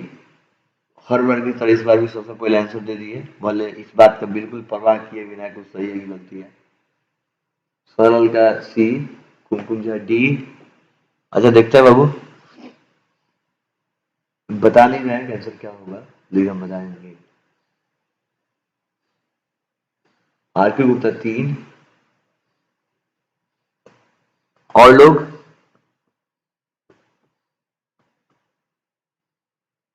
ऋतुराज सी। चलिए आप लोग राय दे रहे हैं, बना नहीं रहे हैं। कुमकुम का आंसर सबसे पहले सही है, कुमकुम जाकर क्या था आंसर इसका? इसका आंसर होगा डी। अच्छा डी क्यों होगा? अब इसके लिए आप चलिए स्पेक्ट्रोकेमिकल सीरीज में। स्पेक्ट्रोकेमिकल सीरीज क्या कहता है कि अगर सेंट्रल एटम हमारा सेम हो तो जो लिगेंड जितना ज्यादा मजबूत होगा उसकी स्प्लिटिंग उतनी ही अधिक होगी। ये क्या दिख रहा है आपको? NO2। पहले ये तो छाटिए, Cl2 तो बहुत कमजोर थे, ये दोनों नाइट्रोजन शेयरर है, नाइट्रोजन से देते थे। इन दोनों को भी खतरनाक कौन है? NO2। NO2 सबसे ज्यादा खतरनाक है। इसलिए जब यहाँ पर जब ये ऑर्बिटल से बनाएंगे 5 और जब लिगेंड अप्रोच करेंगे तो एक वाला जो है वो काफी ऊंचे चला जाएगा और दूसरा जो है वो भी काफी नीचे चला जाएगा। यानी स्प्लिटिंग किस पे डिपेंड करती है? स्प्लिटिंग डिपेंड करती है स्ट्रेंथ ऑफ लिगेंड पे, लिगेंड कितना मजबूत है। यहाँ पर हम लिख देते हैं थोड़ा सा, याद रखिएगा। हायर एनर्जी, हायर एनर्जी जो है वो क्या करता है? वो मोड स्प्लिटिंग पर आएगा। जितने ज्यादा टूटेगा उतने ज्यादा एनर्जी आएगा, ठीक है, उतने ज्यादा एनर्जी की आवश्यकता पड़ेगी। स्प्लिटिंग की जगह कब होगा? जब हमारे पास क्या होगा? स्ट्रॉन्ग लिगेंड होगा। तब देखिए यहाँ पे स्ट्रॉन्ग लिगेंड NO2 है, स्ट्रॉन्ग लिगेंड के आने से स्प्लिटिंग ज्यादा होगी, स्प्लिटिंग ज्यादा होगी तो एनर्जी भी क्या होगी? अधिक लगेगी। यानी कि ऑप्शन कौन सा? Correct option is D.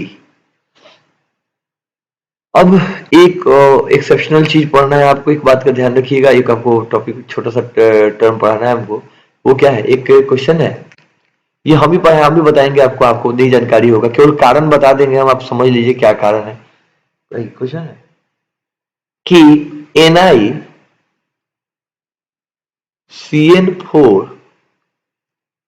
2- is colourless. अभी देखिए कि कह रहा है कि कलरलेस होता है। अच्छा कलरलेस क्यों होता है इसके बारे में समझते हैं हम लोग। NiCN क्या है? CN जो है one of the strongest ligand, सबसे ज्यादा मजबूत लिगेंड में कौन होता है? CN होता है, ठीक है ना। और CN के केस में क्या होगा कि एक ऑर्बिटल तो काफी ऊंचा होगा और दूसरे वाले टुकड़े क्या होंगे? नीचे होंगे और लिगेंड भरा हुआ होगा। और जब आप इसको एनर्जी देते हैं तो एनर्जी क्या होगा, ये ऊपर जंप करेगा। और जब ये ऊपर जंप करेगा तो इसकी कहानी समझिए इस बात को, जब ये ऊपर जब कूदेगा, ठीक है, तो आपको रंग दिखाई देगा। लेकिन क्या हो अगर विबग्योर के दौरान आने वाले सभी रंगों को, मतलब मैक्सिमम एनर्जी को क्या कर ले, एब्सॉर्ब कर ले, तो जो एनर्जी यहां से बच रही होगी, अब इस बात को ध्यान से समझिएगा, स्प्लिटिंग बहुत ज्यादा होने पर जब ये यहाँ पे जब इस लाइट को एब्सॉर्ब किया तो क्या बचा, तो आपको अगर 11th क्लास का ये वाला याद हो तो आपको बताया गया होगा, या हम तो बताए ही थे कि यहाँ पे भी, यहाँ पे आर, यानी ये इसको बोलते हैं विजिबल रीजन, ये कि पूरा क्या होता है, विजिबल रीजन होता है। और आर की इधर बढ़ते हैं तो आता है इंफ्रारेड, और भी के इधर बढ़ते हैं तो आता है यूवी। यानी कि आपको ना तो यूवी दिखाई देता है और ना आपको इंफ्रारेड दिखाई देता है। तो अगर सारे विजुअल रेंज के लाइट्स को एब्जॉर्ब कर लिए जाए, वो सबका सब ये एब्जॉर्ब कर लेगा, तो बचेगा क्या, बचेगा आईआर। यानी कि एब्जॉर्प्शन के समय या इंफ्रारेड रीजन में लाइट को एमिट करता है तो भी आपको दिखाई नहीं देगा। अब एब्जॉर्ब कर लेने के बाद जब पावर सोर्स काट दिया जाए, जब ऊपर से उतरना स्टार्ट करेगा, तो बहुत ज्यादा हाई एनर्जी को एब्जॉर्ब किया था, इसलिए ऊपर से उतरते समय ये क्या करेगा, उस हाई एनर्जी को, अल्ट्रा वायलेट रीजन को रिलीज कर रहा होगा, छोड़ रहा होगा, इसलिए तब भी दिखाई नहीं देगा। यानी ना तो इसका एब्जॉर्प्शन स्पेक्ट्रम दिखता है, ना तो इसका एमिशन स्पेक्ट्रम दिखता है। दोनों कंडीशंस में इसकी एनर्जी जो है हमारे आंख के देखने की क्षमता से क्या है, अलग है, जिस कारण की हमें दिखाई नहीं दिखता देता है। अब देखिए यहाँ पे कितना बड़ा ये टेंशन का बात है कि यहाँ पे निकल जो है, कितने का ऑक्सीजन है, 4 में से 2 गया 2, निकल जो है +2 में है यहाँ पे।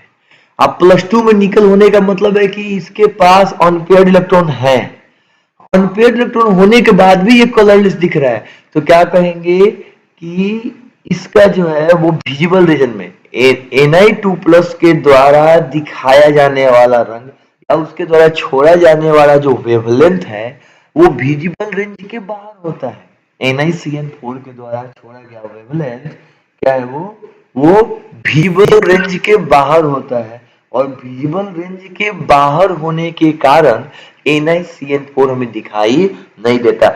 ऐसा बिल्कुल नहीं है कि स्प्लिटिंग नहीं हुई, स्प्लिटिंग हुई है, ट्रांजिशन नहीं हुआ है, ट्रांजिशन भी हो रहा है, इलेक्ट्रॉन आ जा रहे हैं, लेकिन जो वो लोग एनर्जी छोड़ रहे हैं वो हमारे आंख के देखने की क्षमता के बाहर है। एक और हम आपको एग्जांपल बताए थे, एक आप लोगों को नाम याद होगा, क्वेश्चन आता है कभी कभी कि बताइए ब्लू विट्रोल का नाम सुने हैं आपको नाम सुने होंगे, ये देखिए तो इसका नाम सुने होंगे, CuSO4.5H2O। लड़का ये से इसको 10वीं क्लास से सर लोग बोल के तबाह किया है कि नाम याद करो ब्लू विट्रोल, ब्लू विट्रोल। इसको हिंदी में लोग नीला थोथा भी कहते हैं। तो ये रंग ब्लू रंग का होता है, कैसा होता है, ये ब्लू कलर का होता है। इसी ये लेकिन को ये नॉर्मल है, इसी को अब देखो 10वीं क्लास में और पढ़ना था, are salts are really dry, क्या जो सॉल्ट्स हैं वो सच में ड्राई होते हैं, 10वीं क्लास में टॉपिक था। तो आप इसको क्या किया गया था कि इसको पकड़ के गर्म कर दिया गया था, जैसे गर्म किया जाता है वाटर ऑफ क्रिस्टलाइजेशन जो होता है वो क्या होता है, बाहर निकल जा रहा था, CuSO4 बन गया, और उस समय ये क्या हो गया, कलरलेस हो गया। अब देखिए कितना समस्या का बात है, शुरू में ये कलरफुल था, अब क्या कलरलेस हो गया। अब मन में प्रश्न उठा कि क्यों, तो बात ये हुआ है कि धोखा हुआ था आपके साथ, 10वीं क्लास में आपको इसका ओरिजिनल फॉर्मूला नहीं बताया गया था। ये इसका जो एग्जैक्ट फॉर्मूला है, जो जिस फॉर्म में एग्जिस्ट करता है वो ये है, CuH2O होल 4 ब्रैकेट बंद SO4, ठीक है ना, और यहाँ पे होता है .H2O। अभी देखिए कितना साधारण सा फॉर्मूला, यही हमारा फॉर्मूला है किसका, ब्लू विट्रोल का। अब इसको गर्म करते हैं तो ये क्या बन गया, बिकम्स कलरलेस। चलिए अब हमको बताने की आवश्यकता नहीं है, शायद हमको बताने की आवश्यकता नहीं है कि अब ये रंगहीन क्यों हो गया, पहले ये क्या था, पहले ये ब्लू रंग का था और गर्म करने पे ये कलरलेस हो गया। क्यों कलरलेस हो गया, जवाब है किसी के पास, जल्दी जवाब दीजिए, तेजी में, इसको 10 मिनट के अंदर खत्म कर रहे हैं। जल्दी जवाब दीजिए कि ब्लू विट्रॉल पहले ब्लू था और गर्म करने के बाद कलर गायब हो गया। हाँ, ब्लू विट्रॉल को तुतिया कहा जाता है, बिल्कुल 100% सही है। आपके जवाब के लिए आपको प्राइज मिलेगा।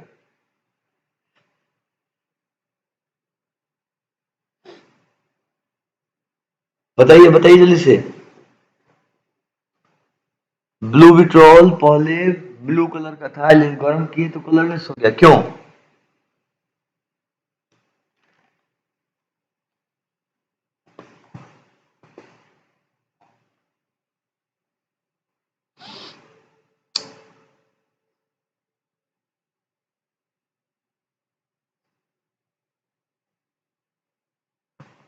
नहीं जवाब आया? जबर बात है, अब जवाब नहीं, चलिए तो मैं बता रहा। जवाब मिला, क्योंकि इसके लिखित बस कितना आसान तो है, सुमित एकदम सही है, को भूल गया। वाटर के निकल जाने के कारण, एकदम 100% वाटर के निकल जाने के कारण अब स्प्लिटिंग नहीं होगी। स्प्लिटिंग नहीं होगी तो उसका रंग गायब हो जाएगा, क्योंकि डी ट्रांजिशन ही नहीं होगा। एकदम 100%। बहादुर लड़का है आप लोग तो, छोट मोट थोड़ा। चलिए, अब ये तो हो गया कहानी। अब एक दुगो इम्पोर्टेंट बात जिनकी एनसीईआरटी के बीच में से खोज के निकाला गया है, मे बी आपके कहीं परीक्षा नहीं आएगा, परीक्षा परीक्षा में इस सबसे क्वेश्चन नहीं ना पूछते। अब इसमें क्या है, इसको समझिएगा इस चीज को। लोग थोड़ा कंफ्यूज है, पूर्णिमा कुमारी कौन है जी? तो अपने यहाँ तो कोई पूर्णिमा कुमारी नहीं है। पर्सनली मैसेज कीजिएगा जो पूर्णिमा कुमारी हो, वो पता ही नहीं है कौन है। कोई नहीं, ठीक है, चलिए आगे देखते हैं हम लोग। हाँ, कहाँ वो क्या करना था लोग, हाँ। अब आपको एक बात बताना था, कुछ जेम स्टोन जो होते हैं, जेम स्टोन का आप लोग नाम सुनोगे, रत्न पत्थर बोलते हैं उसको। कुछ जेम स्टोन, जैसे कि वो जेम स्टोन होगा जिसका नाम है रूबी, नाम सुने आपने? रूबी पत्थर, रूबी पत्थर, शायद आप लोग कुछ लोग नाम सुना होगा, इसको रूबी बोलते हैं। अब देखिए ना, पंडित जी को पता ही नहीं होगा, रूबी का केमिकल फॉर्मूला होता है Al2O3। अब देखिए, रूबी में क्या पाया जाता है? Al2O3, ठीक है। हाँ ठीक है ठीक है, बस तुरंत खत्म कर रहे हैं, तुरंत खत्म कर रहे हैं, तुरंत। हाँ हाँ, अच्छा ना, ठीक है। अनुज बाबू, अच्छा है। रूबी रख के स्क्रीनशॉट लेके घरे भेजते हैं आपकी बहन को।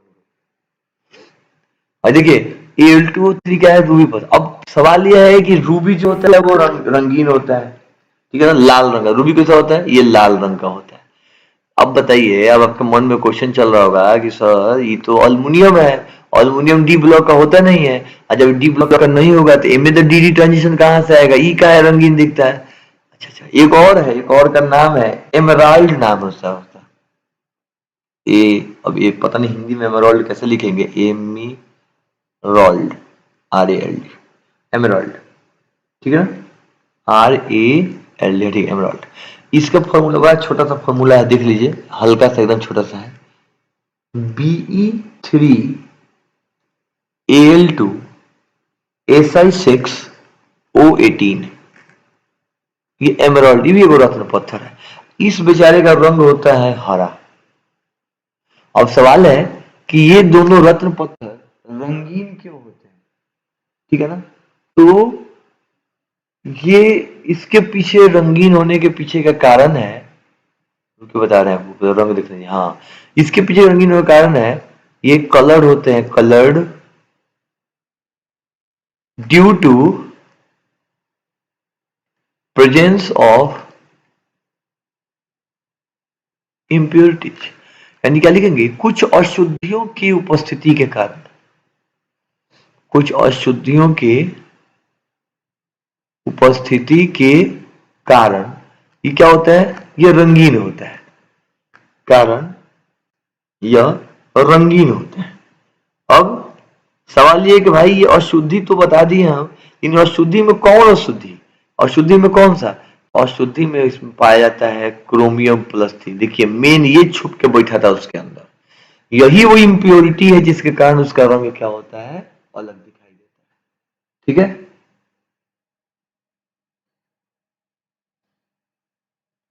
आवाज साफ नहीं आ रहा, हाँ। अब हम आवाज साफ नहीं आने के पीछे का कारण समझ चुके हैं, काहे साफ नहीं आ रहा है। अभी साफ नहीं आएगा, जितना देर 10-15 मिनट जो हम पढ़ाएंगे उसमें आवाज साफ नहीं जाएगा, क्योंकि हम लोगों तो पढ़ने का मन कर नहीं रहा है। ठीक है, कोई बात नहीं, बर्दाश्त कीजिए, ये खत्म हो गया। तो यहाँ पे जाके हम लोग क्या किए, इसको खत्म कर दिए हैं। अब ये CH3+ देखिए, उसमें जैसे कि रूबी में और एमराल्ड, इन दोनों में CH3+ पाया जाता है, और इसी CH3+ के प्रेजेंस के कारण ये रक्त पत्थर जो होते हैं रंगीन होते हैं। ना तो इस फॉर्मूला का कारण हुआ, ना तो इस फॉर्मूला का कारण। प्रेजेंस किससे चलता था? Cr3+ के। एक और सबसे एक शॉर्टकट वाला बात याद रखिएगा कि F ब्लॉक के एलिमेंट जो है उनमें क्या होता है, उनमें FF ट्रांजिशन होता है, और उसमें जिससे इसमें हुआ था FF ट्रांजिशन के चलते वो भी रंगीन होते हैं। हालांकि इस पे कोई क्वेश्चन नहीं है, लेकिन बस इस बात का ध्यान रखिएगा कि वो रंगीन क्यों होते हैं। अच्छा, बाउंस नहीं करेगा, बहुत थोड़ा सा एकदम छोटा सा एक बात बताना है, अब दोस्तों कुछ नहीं, वो बस ये वो लास्ट नंबर है। आपको लग रहा है कि एक स्लाइड में पढ़ाएंगे, एक बस खाली अभी स्लाइड नंबर 39 बर्दाश्त कर लीजिए, ठीक है ना। बस ये जो है ना, बस इसको बर्दाश्त कर लीजिए, इसको बर्दाश्त कर लीजिए, ठीक है ना। वैसे लिखा था यही से, बर्दाश्त कीजिए, बस इसको बर्दाश्त कीजिए, उसका बाद सब खत्म। बस इतना ही पढ़ना, इससे ज्यादा नहीं पढ़ना। तो ये पहला कारण था, उसमें सीआर नहीं है। अरे यार, उसमें सीआर नहीं था, सीआर उसमें इम्प्योरिटी के रूप में कहीं कहीं था। इम्प्योरिटी वो केमिकली रिएक्टेड वो नहीं है सीआर, इसलिए। अब देखिए बहुत छोटा सा है, इसको समझ लेना है। एक कारण हम लोग पढ़ लिए हैं, कौन सा? वो कारण था डीडी ट्रांजिशन। चलिए पीछे दिखाते हैं कहां से कहानी चली आ रही है, लंबी चौड़ी वाली। ये हम आपको बताए थे यहाँ पे, तो हम आपको एक ये बता दिए कि डीडी ट्रांजिशन चल रंग दिखता है ये वाला। अब एक आपको बताना है ये चार्ज ट्रांसफर वाली कहानी, की चार्ज ट्रांसफर के चलते भी रंग दिखाई देता है। तो चार्ज ट्रांसफर के चलते रंग कैसे दिखाई देगा, इसको चर्चा कर लिया जाए। बस छोटा सा है एकदम, एक स्लाइड में खत्म हो जाएगा। इसको नहीं पढ़ाएंगे ना फिर कल कति को रंग बाकी रह जाएगा। ये बड़ा कौन आपको हड़बड़ी होगा, फास्टिंग में तो हम है, कल से भूखल है। चलिए अब दूसरा का है charge transfer. Charge transfer phenomenon, आवेश स्थानांतरण के कारण। आवेश स्थानांतरण। अब आवेश स्थानांतरण कहां से कहां? ये दो तरह से आवेश स्थानांतरण होता है। एक होता है मेटल टू लिगेंड, और दूसरा होता है मेटल टू मेटल। समझाएंगे, अभी समझ में नहीं आ रहा होगा। धातु से लिगेंड की तरफ है, धातु से धातु की तरफ, अभी कुछ समझ में नहीं आएगा। अभी एक मिनट रुकिए, बस एक मिनट समझ आना स्टार्ट। यही मेन है, यही मेन पढ़ना है, हमें दम नहीं है। खाली एक एग्जांपल आपको बताएंगे, बस एक लाइन में एक एग्जांपल खत्म हो जाएगा। थोड़ा सा हल्का है। जैसे इसमें पहले फर्स्ट टाइप के बारे में देखा जाए कि metal to ligand charge transfer. पहले से कुछ एग्जांपल्स आपको दिखाते हैं। चार्ज ट्रांसफर, जो चार्ज माने मेटल से लिगेंड में आवेश स्थानांतरण के कारण जो रंग दिखाई देते हैं, उनमें से कौन कौन से हैं? देखिए क्या क्या है। एक है KMnO4 पोटेशियम परमैंगनेट। फिर हमारे पास है K2Cr2O7 पोटेशियम डाइक्रोमेट। यहां पे है Na2Cr O4, ये हमारा हो गया सोडियम सोडियम क्रोमेट है। ये कौन सा है? Sodium chromate. नाम याद रखिएगा, ये पोटेशियम परमैंगनेट, ये हो गया हमारा पोटेशियम डाइक्रोमेट, ये है सोडियम क्रोमेट। एक और है CrO2Cl2। आपके किताब में इन सभी के बारे में चर्चा है, इन्हीं को खोज के निकाल दिया। क्वेश्चन भी पूछेगा तो इसी के बारे में पूछेगा, इससे ज्यादा नहीं पूछेगा। और आपको इसके रंग याद करने हैं। KMnO4 का जो रंग होता है वो होता है पर्पल। K2Cr2O7 का जो रंग होता है वो होता है ऑरेंज। Na2Cr2O7 का रंग जो होता है वो होता है येलो। और ये जो रंग होता है ये होता है ऑरेंज रेड, मतलब हाँ थोड़ा सा ज्यादा लाल का रंग लिए रहता है। और इन सभी में जो रंग दिखाई देता है, इन सब के रंग दिखने का कारण जो है वो वैकेंट डी ही नहीं है। वैकेंट डी की बात हम नहीं करेंगे, खाली डी की बात नहीं करेंगे, डीडी ट्रांजिशन की बात नहीं करेंगे। इसके में रंग दिखने का कारण सिर्फ और सिर्फ क्या है? इलेक्ट्रॉन ट्रांसफर है। ये इलेक्ट्रॉन ट्रांसफर किसके किसके बीच की बात करेंगे? वो मेटल और लिगेंड के बीच की बात करेंगे। और इसको समझाने के लिए हम सिर्फ पहले एग्जाम्पल के सहारा लेते हैं, बस इसी एग्जाम्पल को समझा देंगे, वो समझ में आ जाएगा। KMnO4 के दो टुकड़े हैं। KMnO4 ये इसको तोड़िएगा तो दो भाग में टूटेगा, एक हमारा टूटेगा K प्लस और दूसरा टूटेगा MnO4 माइनस। अब इसमें अब इसमें हम लोग क्या कहेंगे कि ये जो आपको दिख रहा है इसमें इसका कोई रोल नहीं है रंग दिखाने में, इसका कोई रोल नहीं है। रोल किसका है? इस एनायन का है, ठीक है ना। जो हमारे एनायन है यही एनायन जो इस रंग के लिए जिम्मेवार है। ये क्या कैसे जिम्मेवार है, हम इसका स्ट्रक्चर बनाएंगे तो आपको क्लियर होगा। MnO4 का यहाँ पे स्ट्रक्चर बनाते हैं। यहाँ पे हो गया Mn और यहाँ पे से double bond double bond double bond oxygen single bond.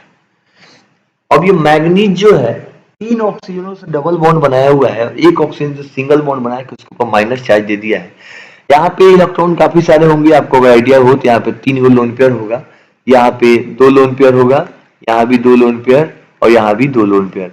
ये हमारे परमैग्नेट आयन का स्ट्रक्चर है। और मैग्नीज की अगर हम बात करें तो मैग्नीज के ऊपर का जो ऑक्सीडेशन स्टेट है वो कितना होगा, यहाँ पे ऑक्सीडेशन स्टेट होगा +7। अब देखिए, अब समस्या सुनिए यहाँ पे। अब ये स्टार्ट यहीं से करते, मान लो यही स्ट्रक्चर है, मैग्नीज इलेक्ट्रॉन दे दिया, मेटल बनने के चक्कर में, खुद को बढ़िया बताने के चक्कर में वो क्या किया कि ऑक्सीजन से जुड़ गया और ऑक्सीजन उसका इलेक्ट्रॉन छीन लिया। ऑक्सीजन जब उसका इलेक्ट्रॉन छीन लेगा तो देखिए एक और बात वहां पर ध्यान दीजिएगा, मैग्नीज को हल्का में मत लीजिए। मैग्नीज पे ऑक्सीडेशन स्टेट +7 है और +7 का मतलब हुआ कि यह हाईली इलेक्ट्रॉन डेफिशिएंट है।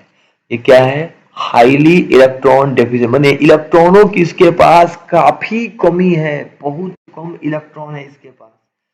इलेक्ट्रॉन के कम होने के कारण ये क्या करता है कि ये इस ऑक्सीजन का इलेक्ट्रॉन खुद मांगने लगता है, यानी खींचने लगता है। और ये जो ऑक्सीजन की जो इलेक्ट्रॉन है ये इसके साइड आना शुरू करेंगे। किस साइड आना शुरू करेंगे? मैग्नीज के साइड में। तो पहले क्या हुआ, पहले जब ये स्ट्रक्चर बन गया था तो क्या हुआ कि लिगेंड देखा कि हमसे ज्यादा मजबूत तो मेरा मेटल है, ये हमारा क्या है, हमारा ये मेटल क्या है, हाईली पॉजिटिव चार्ज फील कर रहा है, इसलिए लिगेंड का इलेक्ट्रॉन कौन छीन रहा होगा?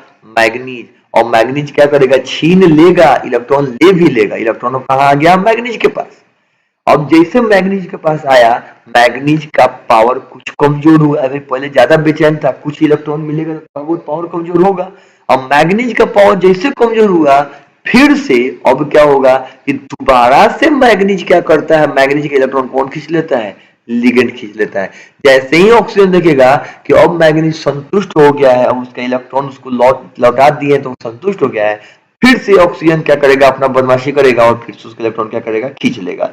अब जैसे लिगेंड के पास यहाँ पे इलेक्ट्रॉन आया, यहाँ पे लिगेंड के पास इलेक्ट्रॉन आया, लिगेंड अब फिर क्या हुआ? लिगेंड के पास इलेक्ट्रॉन गया, फिर से हमारा मेटल हाईली पॉजिटिव हो गया, फिर मेटल खींचेगा, फिर लिगेंड खींचेगा, फिर मेटल खींचेगा, और ये प्रोसेस कंटिन्यूअसली क्या होता है? चलते रहता है। और इसी को हम बोलते हैं इलेक्ट्रॉन ट्रांसफर। और इसी इलेक्ट्रॉन ट्रांसफर के कारण ये सभी क्या होते हैं? रंग दिखाई देते हैं, रंग शो करते हैं। लेकिन ये चार्ज ट्रांसफर वाला कहानी उतना ज्यादा इंपॉर्टेंट नहीं है, उतना ज्यादा महत्वपूर्ण नहीं है कि मतलब आपसे परेशान करके आपको पूछा जाएगा परीक्षा में। ये ना के बराबर आपसे पूछेगा, परेशान नहीं होइएगा।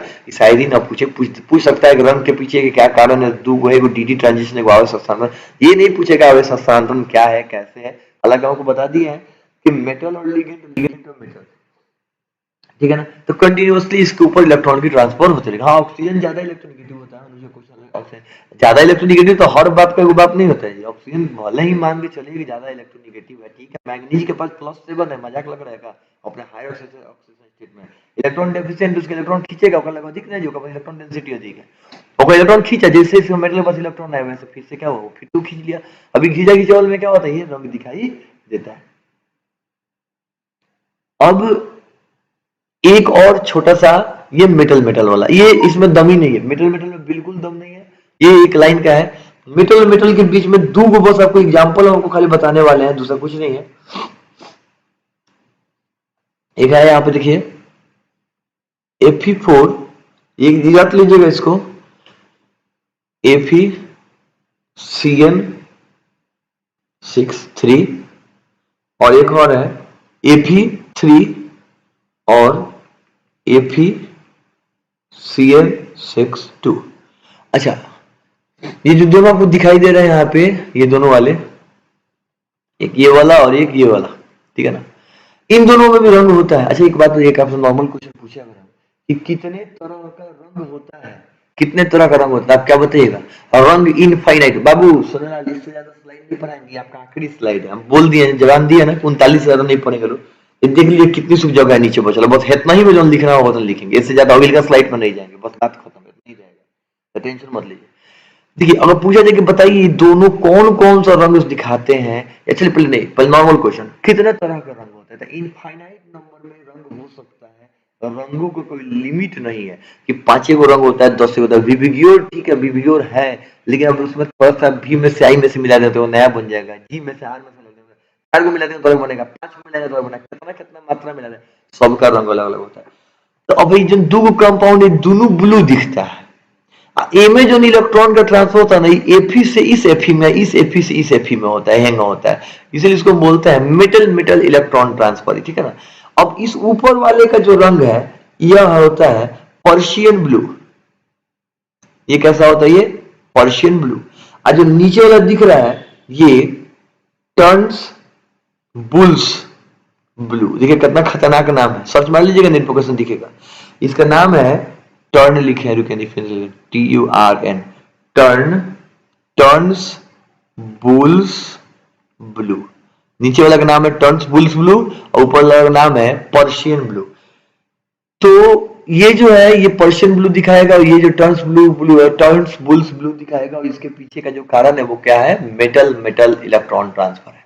तो कुल मिला के हम दो कारण आपको बता चुके हैं रंग दिखाने का। एक कारण बताए हैं डीडी इलेक्ट्रॉन ट्रांसफर, और एक डीडी ट्रांजिशन, और दूसरा बताए इलेक्ट्रॉन ट्रांसफर। ये दोनों आपको बता चुके हैं। और इलेक्ट्रॉन ट्रांसफर में दो होता है, एक मेटल टू लिगेंड, एक मेटल टू मेटल। उन दोनों के बारे में थोड़ा बहुत आपको बता दिए। अब काम यही है कि थोड़ा सा एक आध दो क्वेश्चन है जो कि आप घर से बना के आपको भेजिएगा आधा एक घंटा में हमारे पास। बस हो गया क्वेश्चन का, खाली क्वेश्चन है, क्वेश्चन देके क्लास खत्म। क्वेश्चन लिखते चलिए जो आपको बना के भेजना है। पहला है वाई, ये एग्जाम मॉडल का क्वेश्चन है, why d block elements, why d block elements can form complex, मतलब डी ब्लॉक के तत्व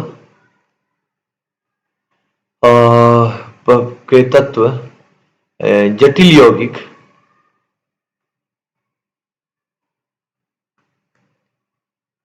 क्यों बनाते हैं? पहला क्वेश्चन। दूसरा क्वेश्चन है आपसे, वाई डी ब्लॉक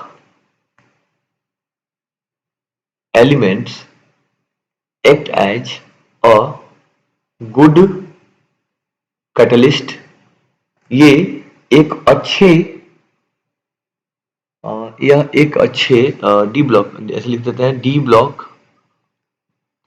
के तत्व एक अच्छे उत्प्रेरक की भांति कार्य करते हैं। क्यों? ये क्यों कार्य करते हैं, ये बात बताना है आपको। तीसरा क्वेश्चन है, why d block elements form, why d block, why mainly d block elements, why d block के तत्व ही मुख्यतः मिश्र धातु निर्मित करते हैं। क्यों? ये भी आज पढ़ाए थे। और एक और क्वेश्चन है, why d block elements form interstitial compound. मतलब डी ब्लॉक के तत्व अंतराली यौगिक का निर्माण क्यों करते हैं, उनमें क्या गुण होता है, ठीक है ना। तो ये 4 क्वेश्चंस आपको बना के और क्या करना है, हमको भेजना है, ठीक है ना। अभी आपको हम चटपट इसका कहिएगा तो थोड़ा देखो हम आंसर बता देंगे। पहले का कॉर्ड है जटिल यौगिक क्यों बनाता है, तो डी ब्लॉक के पास वैकेंट डी ऑर्बिटल होता है, वैकेंट यानी कि खाली, वैकेंट ऑर्बिटल होने के कारण वो क्या कर सकते हैं, वो कोवैलेंट बॉन्ड बना सकते हैं, कोऑर्डिनेट बॉन्ड बना सकते हैं, और आयनिक नेचर मेटल होने के कारण वो आयनिक बॉन्ड भी बना सकता है। जब जहां पे आपको कोऑर्डिनेट बॉन्ड और आयनिक बॉन्ड दोनों बने हो, क्या कहलाएगा वो निश्चित रूप से कॉम्प्लेक्स कहलाएगा, पहला कारण। दूसरा हो रहा है कि अच्छे उत्प्रेरक की भांति एक सदिक तरह के वैलेंसी शो करते हैं, इसलिए अच्छे उत्प्रेरक की भांति कार्य करते हैं। फिर क्यों बनाते हैं, लगभग सबका साइज सेम होता है, साइज सेम होने के कारण रिप्लेस किया जा सकता है, इसलिए वो क्या होता है मिश्र धातु बनाता है। फिर कह रहा है कि इंटरस्टिशियल कंपाउंड, तो साइज इनका बड़ा बड़ा होता है, इनके बीच का जो जगह होता है हो जाता है, जिसमें छोटे छोटे आइटम हाइड्रोजन कार्बन नाइट्रोजन जैसे छोटे छोटे आइटम इसमें घुस जाते हैं, जिसके कारण क्या होता है इंटरस्टिशियल कंपाउंड का फॉर्मेशन करते हैं। तो नहीं आंसर सुमित, इस पर का आंसर जो है ना वो वैलिड नहीं है, आप इस पर आंसर नहीं दीजिए, आप आंसर को कॉपी में लिख के और उसको बजाते हमारे पास भेजिए, हमको पर्सनली व्हाट्सएप कीजिए। और ये आपका हो गया आज का क्लास। अब नेक्स्ट डे हम लोग क्या पढ़ेंगे, जिस तरह पी ब्लॉक एलिमेंट में कुछ हम लोग चीजों का नया निर्माण पढ़े थे कि कैसे बनाया जाए H2SO4, कैसे HNO3, वैसे ही हम लोग पढ़ेंगे K2Cr2O7 कल पढ़ेंगे कैसे बनाया जाता है, KMnO4 कैसे बनाया जाता है, उसकी केमिकल प्रॉपर्टी क्या होती है, बस इन्हीं चीज के बारे में पढ़ के और डी कल हम समाप्त कर देंगे। जब हम लोग कल डी समाप्त कर देंगे तो एफ तो एक दिन का है ही, यानी कि कल और परसों 2 दिन में कहानी खत्म। इवनिंग में क्लास होने का चांस कम है, कारण ये है कि कल आज हमको भी जाना है 3-4 जगह, आप लोग तो घूम फिर ले रहे होंगे ना, घूम फिर पा रहे हैं। ठीक है, 97 मिनट हुआ, 3 मिनट और ही रुक जाते हैं, 100 हो जाएगा, अच्छा लगेगा। हम वो स्लाइड भेज देंगे। आदित्य कल चलेगा ना, कहाँ चलना है आदित्य को, हम चलेंगे। चलिए तो आज के लिए इतना ही रहने दिया जाए, ठीक है तब डिस्कनेक्ट करते हैं।